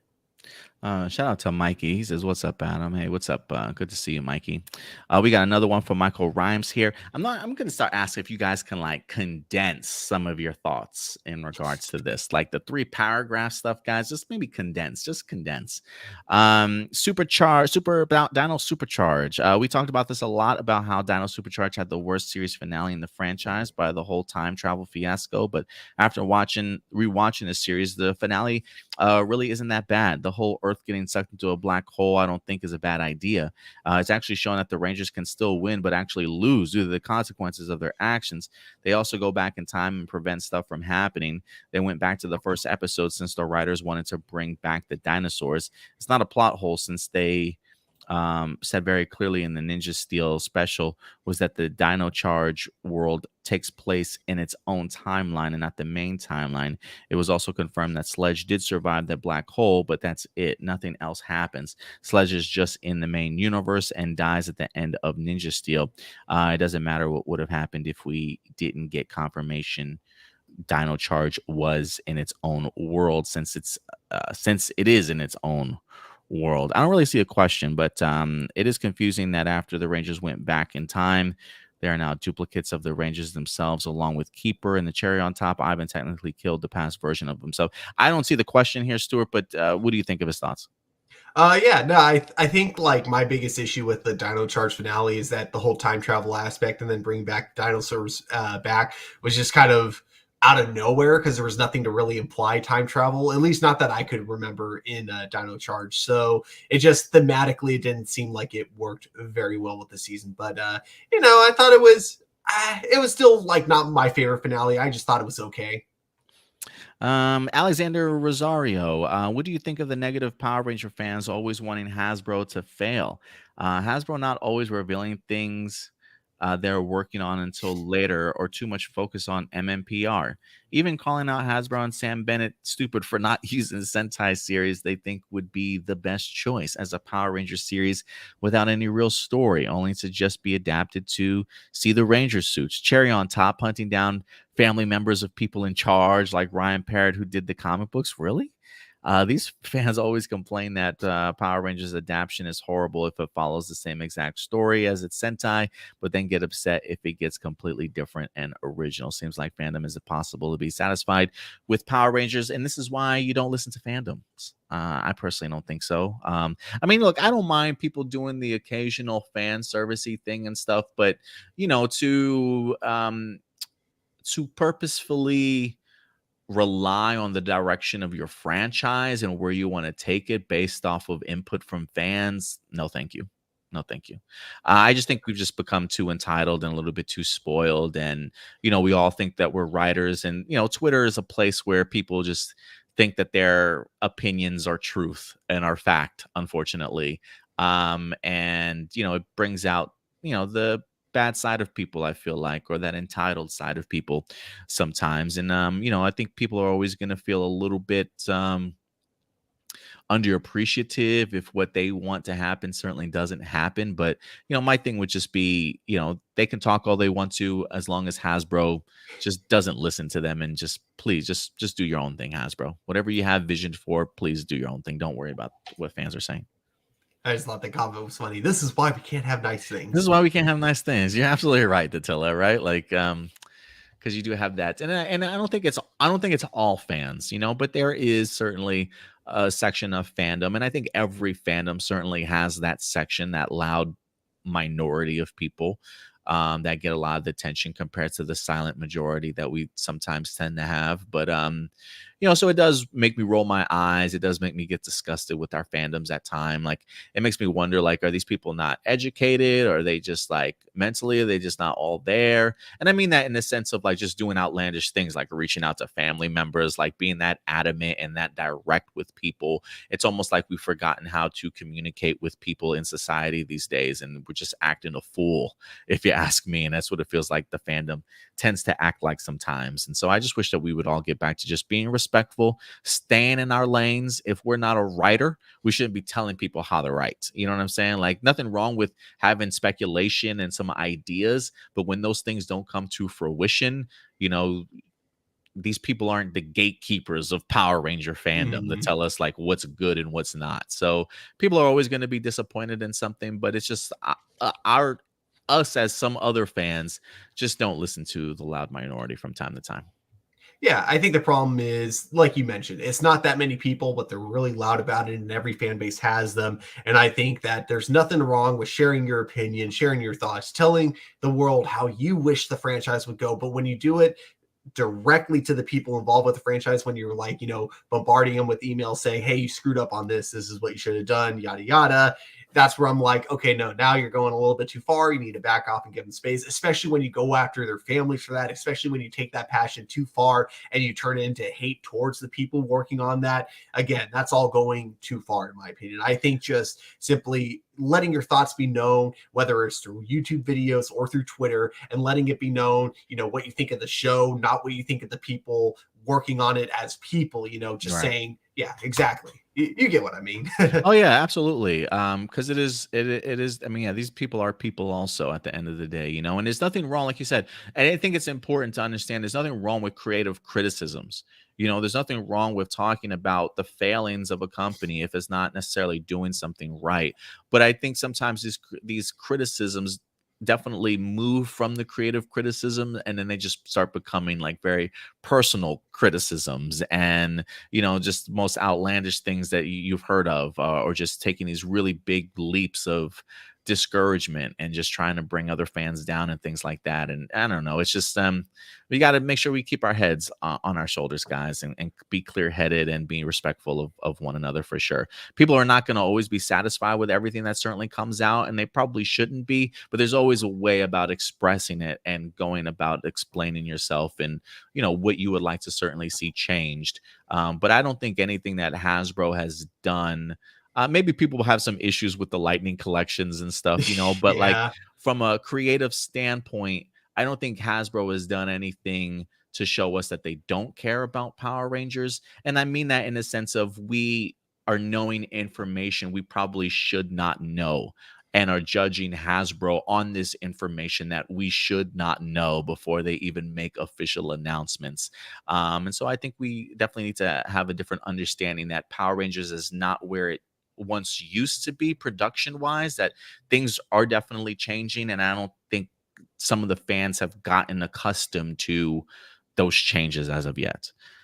So we'll see, as it becomes more mainstream and gets taken care of in other ways that the other Power Rangers series used to not, hopefully people will go along with those changes. Yeah.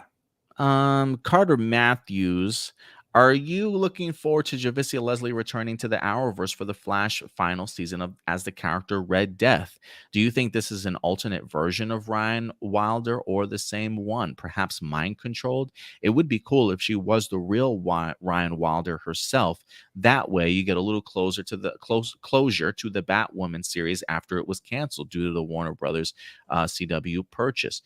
We did see Ryan in season 8, but she was just there as part of a reverse flashpoint created by Reverse Flash. Disclaimer, people who hate the Batwoman series with a passion clearly won't watch this. I do also wonder if this character, Red Death, will just be a one-off. Are you looking forward to Leslie returning as Red Death? I personally am. I'm not too familiar too much with the Red Death character, but I am excited for her return. Yeah, same here. Also, as for people who passionately hate Batwoman, I would be very surprised if those people actually watch The Flash. Like, I can see people who don't like Batwoman watching The Flash, but I can't see people who passionately hate Batwoman watching The Flash. That, to me, would make, like, zero sense. But moving on from that, yeah, I am really excited to see her coming back, hopefully giving her series just a little bit more closure because of the slight cliffhanger we had at the end of her last season before it got canceled. And I don't think it'll be an alternate version. I'm kind of going with the theory that she's being controlled or it's a clone, one of those two. But I remember AJ pointed out a photo on Instagram and saying just like kind of looking at her and like how her face is, or kind of like how her eyes are just like blankly staring. Although to be fair, it could have been like a set photo where it was in between takes and maybe she was just like, like trying to get in character. But that all being said, it could be that she's being controlled is what she was going for in that particular photo that we saw. Or she's in deep contemplation on what she's about to have for lunch here any minute. Oh, that too. Yeah. Because I'm like that too. Like if I'm in that position where I just finished like a hard shift and I'm like, okay, I have a chance to relax. What do I want to do for my lunch? Yeah, I will look like a mindless zombie. Let's see here. Stuart says Billy and Min. I never said that. It doesn't get talked about enough how Billy created the MMPR communicators, and they were subsequently passed down to several different teams, two of which never met him. Since Billy created the first communicator of Power Rangers, it would be great if in Cosmic Fury, even a 30th anniversary special, we learned that Billy was the one who created the Master Morpher. Since Tommy's Master Morpher was never explained in Dimension in Danger, because if we were to get Yen as Trini's daughter, I would love if Billy created a brand new Morpher for her to morph into MMPR Yellow, or just a new standard Morpher. Yeah, maybe everybody's got a Master Morpher now due to Billy. Maybe we don't even have to worry about what colors or teams will show up on MMPR. They'll just be able to change into their respective colors for all we know. I would love if Billy created a brand new Morpher for her, or just a new standard Morpher. I know the Master Morpher would only make sense if a Ranger had more than one Ranger power, maybe for Rocky, Cat, or even Zach if Simon Bennett were to go the Boom Studios comics route and make Zach into the Omega Ranger. I'm still keeping my fingers crossed that we get some sort of Omega Ranger in here, but that's just hope on my part. Having Min as Trini's daughter for the 30th anniversary special would be a great way for audience who didn't grow up watching MMPR to learn about them and even want to rewatch or watch MMPR. I could easily see Min being the new member of the returning Rangers, acting as a surrogate character and the one who reintroduces the fans to the team, with the old Rangers acting as mentors. Yeah, absolutely. I do think there's something to that, Stuart, for sure. Yeah, I think what excites me about this 30th anniversary, something we wouldn't have gotten under under Saban, is the fact that I am expecting that we're going to actually get like a little bit of an exposition on what they've been up to over the years. Something that it feels like the previous anniversary specials, or just crossovers in general, have like gone out of their way not to do. You know what I mean? Mm-hmm. Yeah, no, I totally get you there, man. Good old Derpy. Derpy says, yay, 30th anniversary. Let's go. What's up, Derpy? Good to see you in here, man. So yeah, I'm looking really forward to seeing Charlie Kirsch as Min. She's an incredible martial artist. I've been seeing her post some of her workouts and some of her training and stuff on IG. We've even been sharing some of her stories on our IG story just because they're so incredible to watch, and to see another true martial artist coming on to Power Rangers is just really appealing to me. And I think just very true to not only the Trini character, but just Tui Trang herself. You know what I mean? I think they're just honoring her incredibly well here. And I do hope that we do see Min in the yellow MMPR outfit at some particular point in time. And I do hope that she does play a much bigger role kind of going forward after the 30th anniversary. But we'll see. Like, I was going to say, I was thinking about this to myself the other day, Stuart. Like, it would be pretty trippy if, like, Min somehow ended up being like the main character or main lead for like whatever Jonathan Entwistle is working on. Like, it'd be kind of trippy if for some reason there's like this weird multiverse storyline, or she gets trapped in time, or whatever the case may be, and is forced to now have to lead a group of Rangers on her own in Jonathan Entwistle world. But I thought it was pretty interesting to kind of see if she gets more shine outside of this MMPR special. Like I said, if they ever go the J.J. Abrams route with rebooting Power Rangers, exactly. Like, she'd be the perfect character to do that with. Have her be the one that goes back in time to the 90s, creates a new branch, and then suddenly you got a whole new rebooted universe, and you don't have to worry about continuity anymore. You can just do your own thing. Yeah, I think that would be pretty cool and pretty smart idea. Jackson Peterson. So it's been more than 2 years since Hasbro moved the legacy seasons of Power Rangers from Netflix to YouTube. While some people still wish they were on Netflix, YouTube does have an advantage. The most obvious disadvantage is that Hasbro releases new legacy seasons very slow, around 5 episodes a week or two. The biggest advantage of Power Rangers being on Netflix is that many people around the world has access to YouTube for free. They don't need to sign up for a streaming service account like Netflix to watch some of the old seasons. Being on YouTube also allows fans to revisit episodes anytime they want to, generating tons and tons of viewership. The only real annoyance is you need to sit through repetitive advertisements unless your region offers a premium subscription. Both YouTube and Netflix allow content to be seen around the world, though Netflix would obviously be for the new and recent seasons of Power Rangers, even production quality.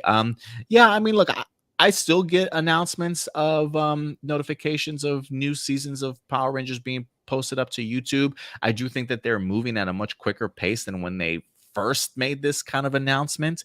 But I'm sure, around 5 episodes a week or 2 weeks, I felt like they were maybe doing it more episodes than that. Maybe they've kind of slowed down, but I felt like for a short period of time there, they were like completing some seasons relatively well, like dropping the first 25 and then maybe 2 weeks later dropping the next 25 or something like that.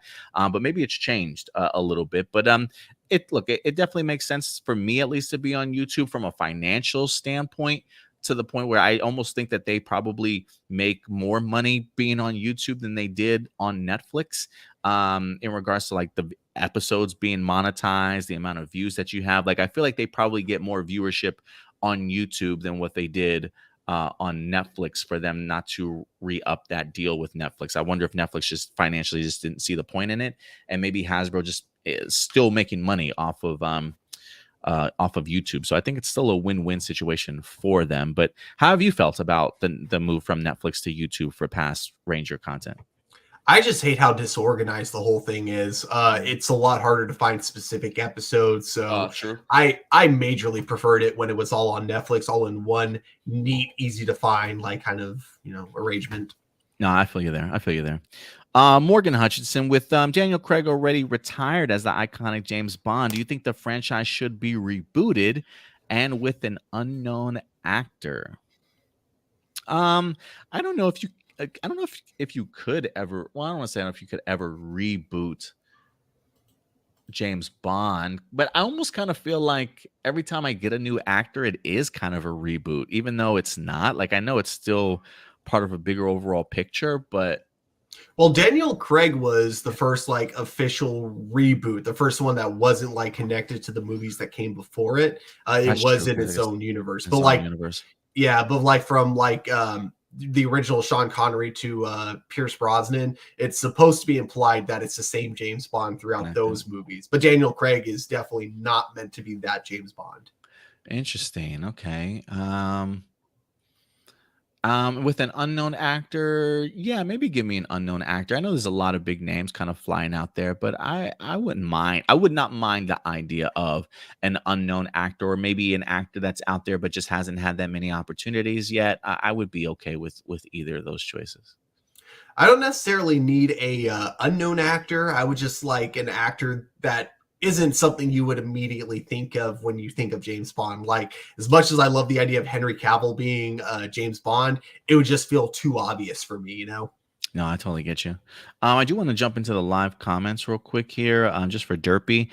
He says, I don't think I will watch another DC movie until Snyderverse timeline is erased and go the Marvel route, but be able to keep the actors flashpoint. And then he says, I can give you paragraphs what James Gunn and Warner Brothers should do from here. They don't need storyboards for phase one if they do films right. If this is a Superman, okay, well, we appreciate your point of view, Derpy, but yeah, I don't know if DC's calling you anytime soon or not. But yeah, I mean, look, we all have our ideas. Doesn't mean that our direction is certainly the right one. I'll leave it up to James Gunn and them to definitely figure this stuff out over somebody like even me and Stuart, even though I do think we could run a great studio. Oh, heck yeah. And this is what I was talking about, though, is like the ideas that I don't think I'll watch another DC movie until the Snyder version timeline is erased and go the Marvel route, but be able to keep the actors flashpoint. And that's what we were just talking about, was the idea like, you could utilize Flashpoint for this, but there's nothing wrong with being able to keep the same actors around, but then just pushing the storyline in a completely different manner. So it seems as though Derpy would be down for that. Doomsday, do you like how it feels Marvel and DC are really going at war right now? Because this past Monday, Marvel dropped the first trailer for Ant-Man and the Wasp, and then the same day, Henry Cavill revealed that he's back at it again as Superman. And then the next day, we get the first trailer for Guardians Holiday Special, and then DC stood up, announced their 2 new Kevin Feige's, and then Marvel announced that Rihanna's returning to do music industry for after 6 years to perform a soundtrack for Black Panther. And then DC revealed that a new Green Lantern series is in the works. And then the night of that announcement was the purple carpet world premiere for Black Panther: Wakanda Forever. Do you think there's something to this, Stuart, the back and forth, or you just think it's I think they both just had a lot of awesome news to share, and it just happened to be this week. I mean, look, I never want to. I personally just never think that there's a war going on between the two of them. Do I think that there is like some friendly competitiveness? I do think so. I just don't know if this week was planned out that way. Like the world premiere was already set to happen, right? It's not like they were like, oh man, they made this announcement. We need to drop this movie tomorrow, guys. Send out the invitations. You know what I mean? I just think the timing just benefited it all kind of the right way. But you know, like maybe I could see, Stuart, maybe the Quantum Mania thing happening, and then DC saying, you know what, let's drop this Henry Cavill story for DC, maybe.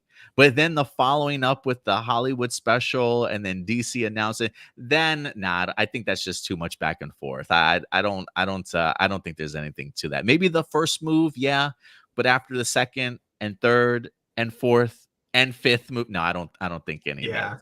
I don't think so. I think it's just coincidence, but maybe I'm wrong. Maybe like you said, maybe 1 or 2 of the announcements were done as a response, but I don't think all of them were or anything. Yeah, I don't think all of them were. Maybe just some of them though. Yeah. Nicole Robertson, hey y'all, hope you're doing well. In Power Rangers Ninja Storm, the episode The Wild Wipeout, Tori was thrust into a parallel dimension where 5 of the Wind Rangers were evil, and Lothar and his army were the good guys, with him as the mayor of the city. If you could choose, which legacy season of Power Rangers do you wish was in a parallel dimension, and which ranger or pair you like to be the one to face off against each other? Which season of Power Rangers do you wish was in a parallel dimension, and which ranger or pair you would like to be the ones to face off against each other? Okay, so like Power Rangers go into an alternate dimension where they see an evil version of themselves. What would be a good season for that to happen in? RPM would be really trippy, especially in a post-apocalyptic world. The idea of the RPM Rangers being bad guys, but how would you include Vengeance as the good guy? I don't know. That's an interesting thought. And a good Vengeance. I guess maybe a villain that you could see being a good guy would be a season to go. A season to go with, okay. Yeah, so I could actually see, like, if they wanted to hint at early on in Dino Fury that Void Knight wasn't actually completely evil, that would have been a good season to do it with, because then you could have actually had maybe a version of, like, Zato who, like, for some reason, I don't know, what would make Zato evil, though? That would be the tricky part, is writing like the Dino Fury Rangers as villains, because it's really hard to see them as evil. But yeah, I think that'd be the season you could do it with. But I think you're onto something. I think the key would be to find the villain that you could see easily turning into a good guy, or like switching the situations around. So I do think you're onto something there. Chris Crossman, what do you think of the possibility of Robert Downey Jr. to return to Marvel Armor's Wars movie or series? Oh, wait, did they move? They're turning that from a series to a movie, right? Armor's Wars movie now. I found some ways that could work as a new AI, revisiting the past, like a flashback, I assume, the multiverse, so like a variant of Tony, a secret invasion, or a duplicate of Tony Stark, maybe like a clone or something like that.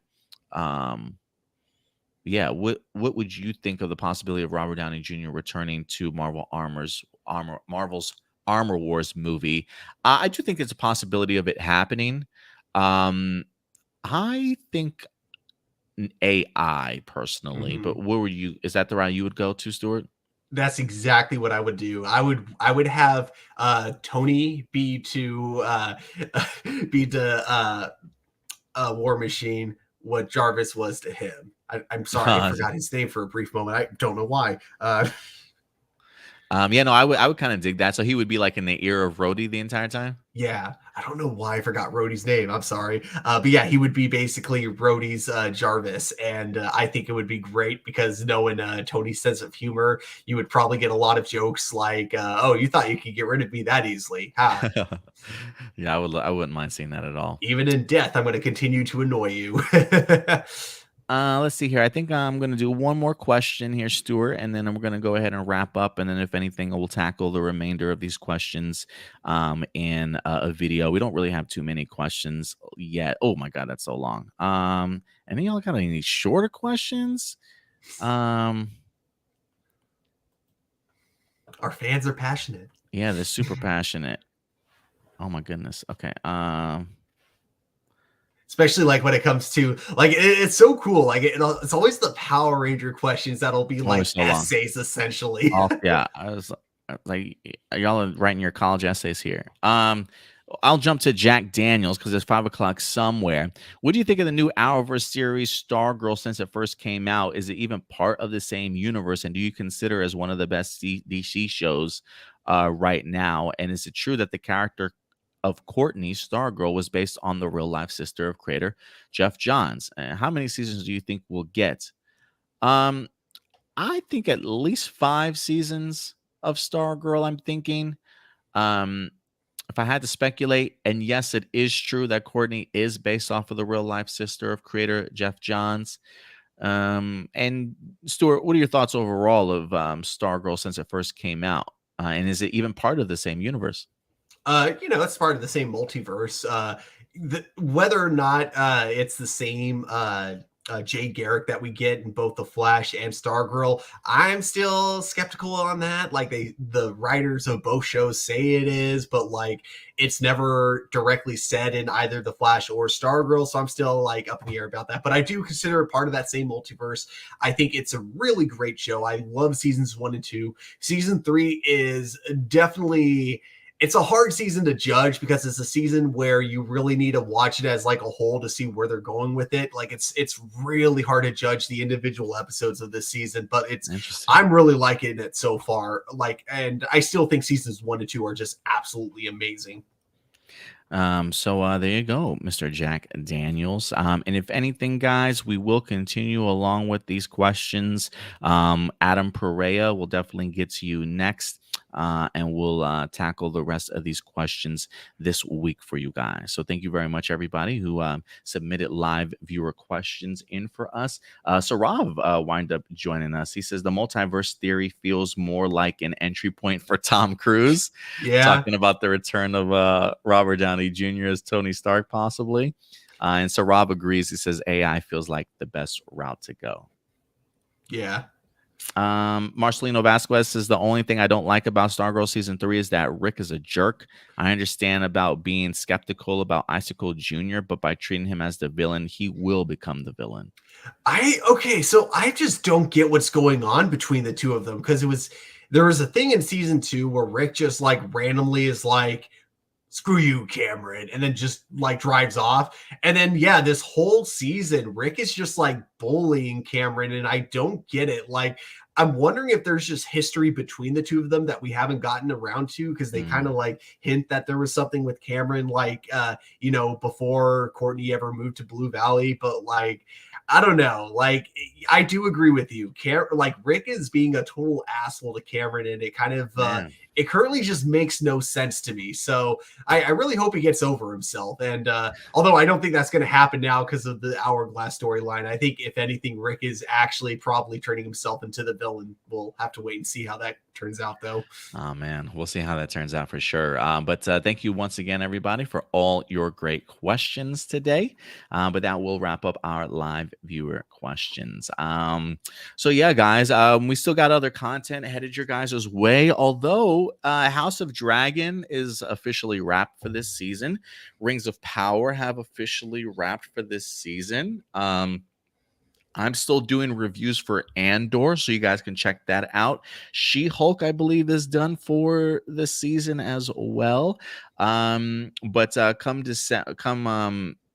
2023, we'll definitely have some CW shows certainly back for you guys.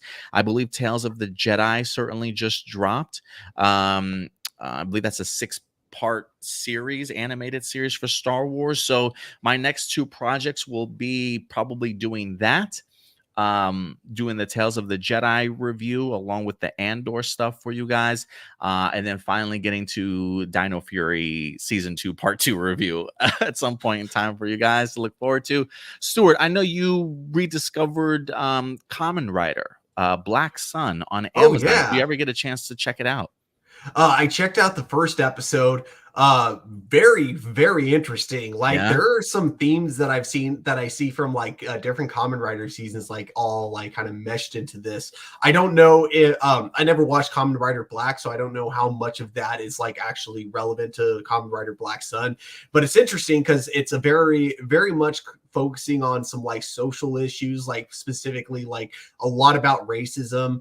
And it's kind of interesting, like seeing a show in Japan tackle racism, because I'm always seeing it through the perspective of, the United States. So it's kind of, it's interesting to get other point of views and stuff like that. I think that the effects look incredible. Like the costumes that they have are really great looking. The one thing I'll say is that if you're going into the show hoping for that fun Kamen Rider fight, those fun Kamen Rider fights that you get in all the other shows, you may be a little disappointed because it's like they have the amount of fight scenes that they had in like old school, like early 2000s Kamen Riders, which would be like, 1 2 to 3 minute fight scene an episode. But it's that, except for now it's over the course of a 40-minute show instead of a 20-minute show. So that may disappoint some Kamen Rider fans, but so far from just the first episode, I love it. So it's more like a drama series? Yeah, exactly. Okay. It's like a drama, almost elements of horror. Like that opening shot was dark. Okay. I haven't checked it out yet, but that is Kamen Rider Black Sun. We have been talking about it on More Phenomenal for months as it was developed, as we know that Toei is definitely pushing forward with trying to bring Kamen Rider more mainstream here in the US. And Black Sun, Kamen Rider Black Sun is definitely one of those series. So definitely go ahead and check it out. It is on Amazon Prime currently, as Stuart got the opportunity to check out episode 1 for you guys. I don't know if you're going to do review on that. I know you're still doing your Stargirl reviews. I'm not sure if you plan on picking up Kamen Rider Black Sun or not, but it is something that we've talked about here before for the fans. So I just want to let them know that it is available now on Amazon Prime if they want to go ahead and check it out. And it does make me wonder, Stuart, like seeing how Black Sun has done it and has really changed their formula of Kamen Rider stories, your Kamen Rider shows from Toei. This kind of makes me wonder if this is going to feel the same way, maybe not as dark, but feel the same way of what Jonathan Entwistle is creating, in a sense of maybe not big full-fledged fight sequences every episode, you know, like maybe holding back and picking and choosing like where importantly these fights actually belong and their impact and stakes and things like that. I do wonder if like this is a prototype or of things to come when it comes to a Power Ranger adaptation to a more adult-oriented drama theme. I would assume. I wouldn't mind them working up to a show like this for Power Rangers. I just wouldn't want it to be like the first show produced by Jonathan Entwistle, because this would be, to me, this would be too dramatic of a departure from the original series. But I would love, like, you know, after a couple of series produced by him to eventually build up to something like that. Yeah, so we'll see how it turns out, man. But definitely let us. I think we appreciate you letting us know about that, Stuart. So one last thing I kind of want to mention, because you brought up Tales of the Jedi. This is kind of funny because I don't think I've ever gotten a tweet with more than 100 likes before, but I made a tweet a little bit ago after Tales of the Jedi premiered on Disney Plus, and it was very simple. I just said, Tales of the Jedi episodes 2, 3, and 4 make me want to rewatch Attack of the Clones. The official Star Wars Twitter page replied to that saying, do it. Hashtag Tales of the Jedi. And that tweet of mine now has over 1,330 likes. Damn. Damn, that's the prequel fans coming out in support of you, Stuart. Yeah. That's so awesome, man. That's awesome. Yeah, I do remember seeing that tweet earlier today, or earlier this week. All right, guys. Well, hey, Stuart, if people want to follow you as Captain Marvelous on social media, where can they find you, Stuart? You guys can find me on Instagram and Twitter at TurboStew01. Awesome, man. And if you guys want to follow us on social media, right up here at the top at A+ Opinions, very active over on Instagram, Twitter, as well as Facebook, which is our main hub for all of our news and content. Feel free to, outside of our YouTube page, I should certainly say, we usually post all of our news up on the Facebook page for you guys to be updated throughout the week. And then we talk about that news here on A+ Hero Report live every Sunday at 11 a.m. Central Time. And we'll certainly see you next week as well. But until then, do me a big favor, guys. Enjoy your Halloween. Get as much candy as you certainly can. And we'll see you guys back here next weekend. So take care of yourselves. Take care of each other. And as always, keep it A+. We'll talk to you guys later. Bye.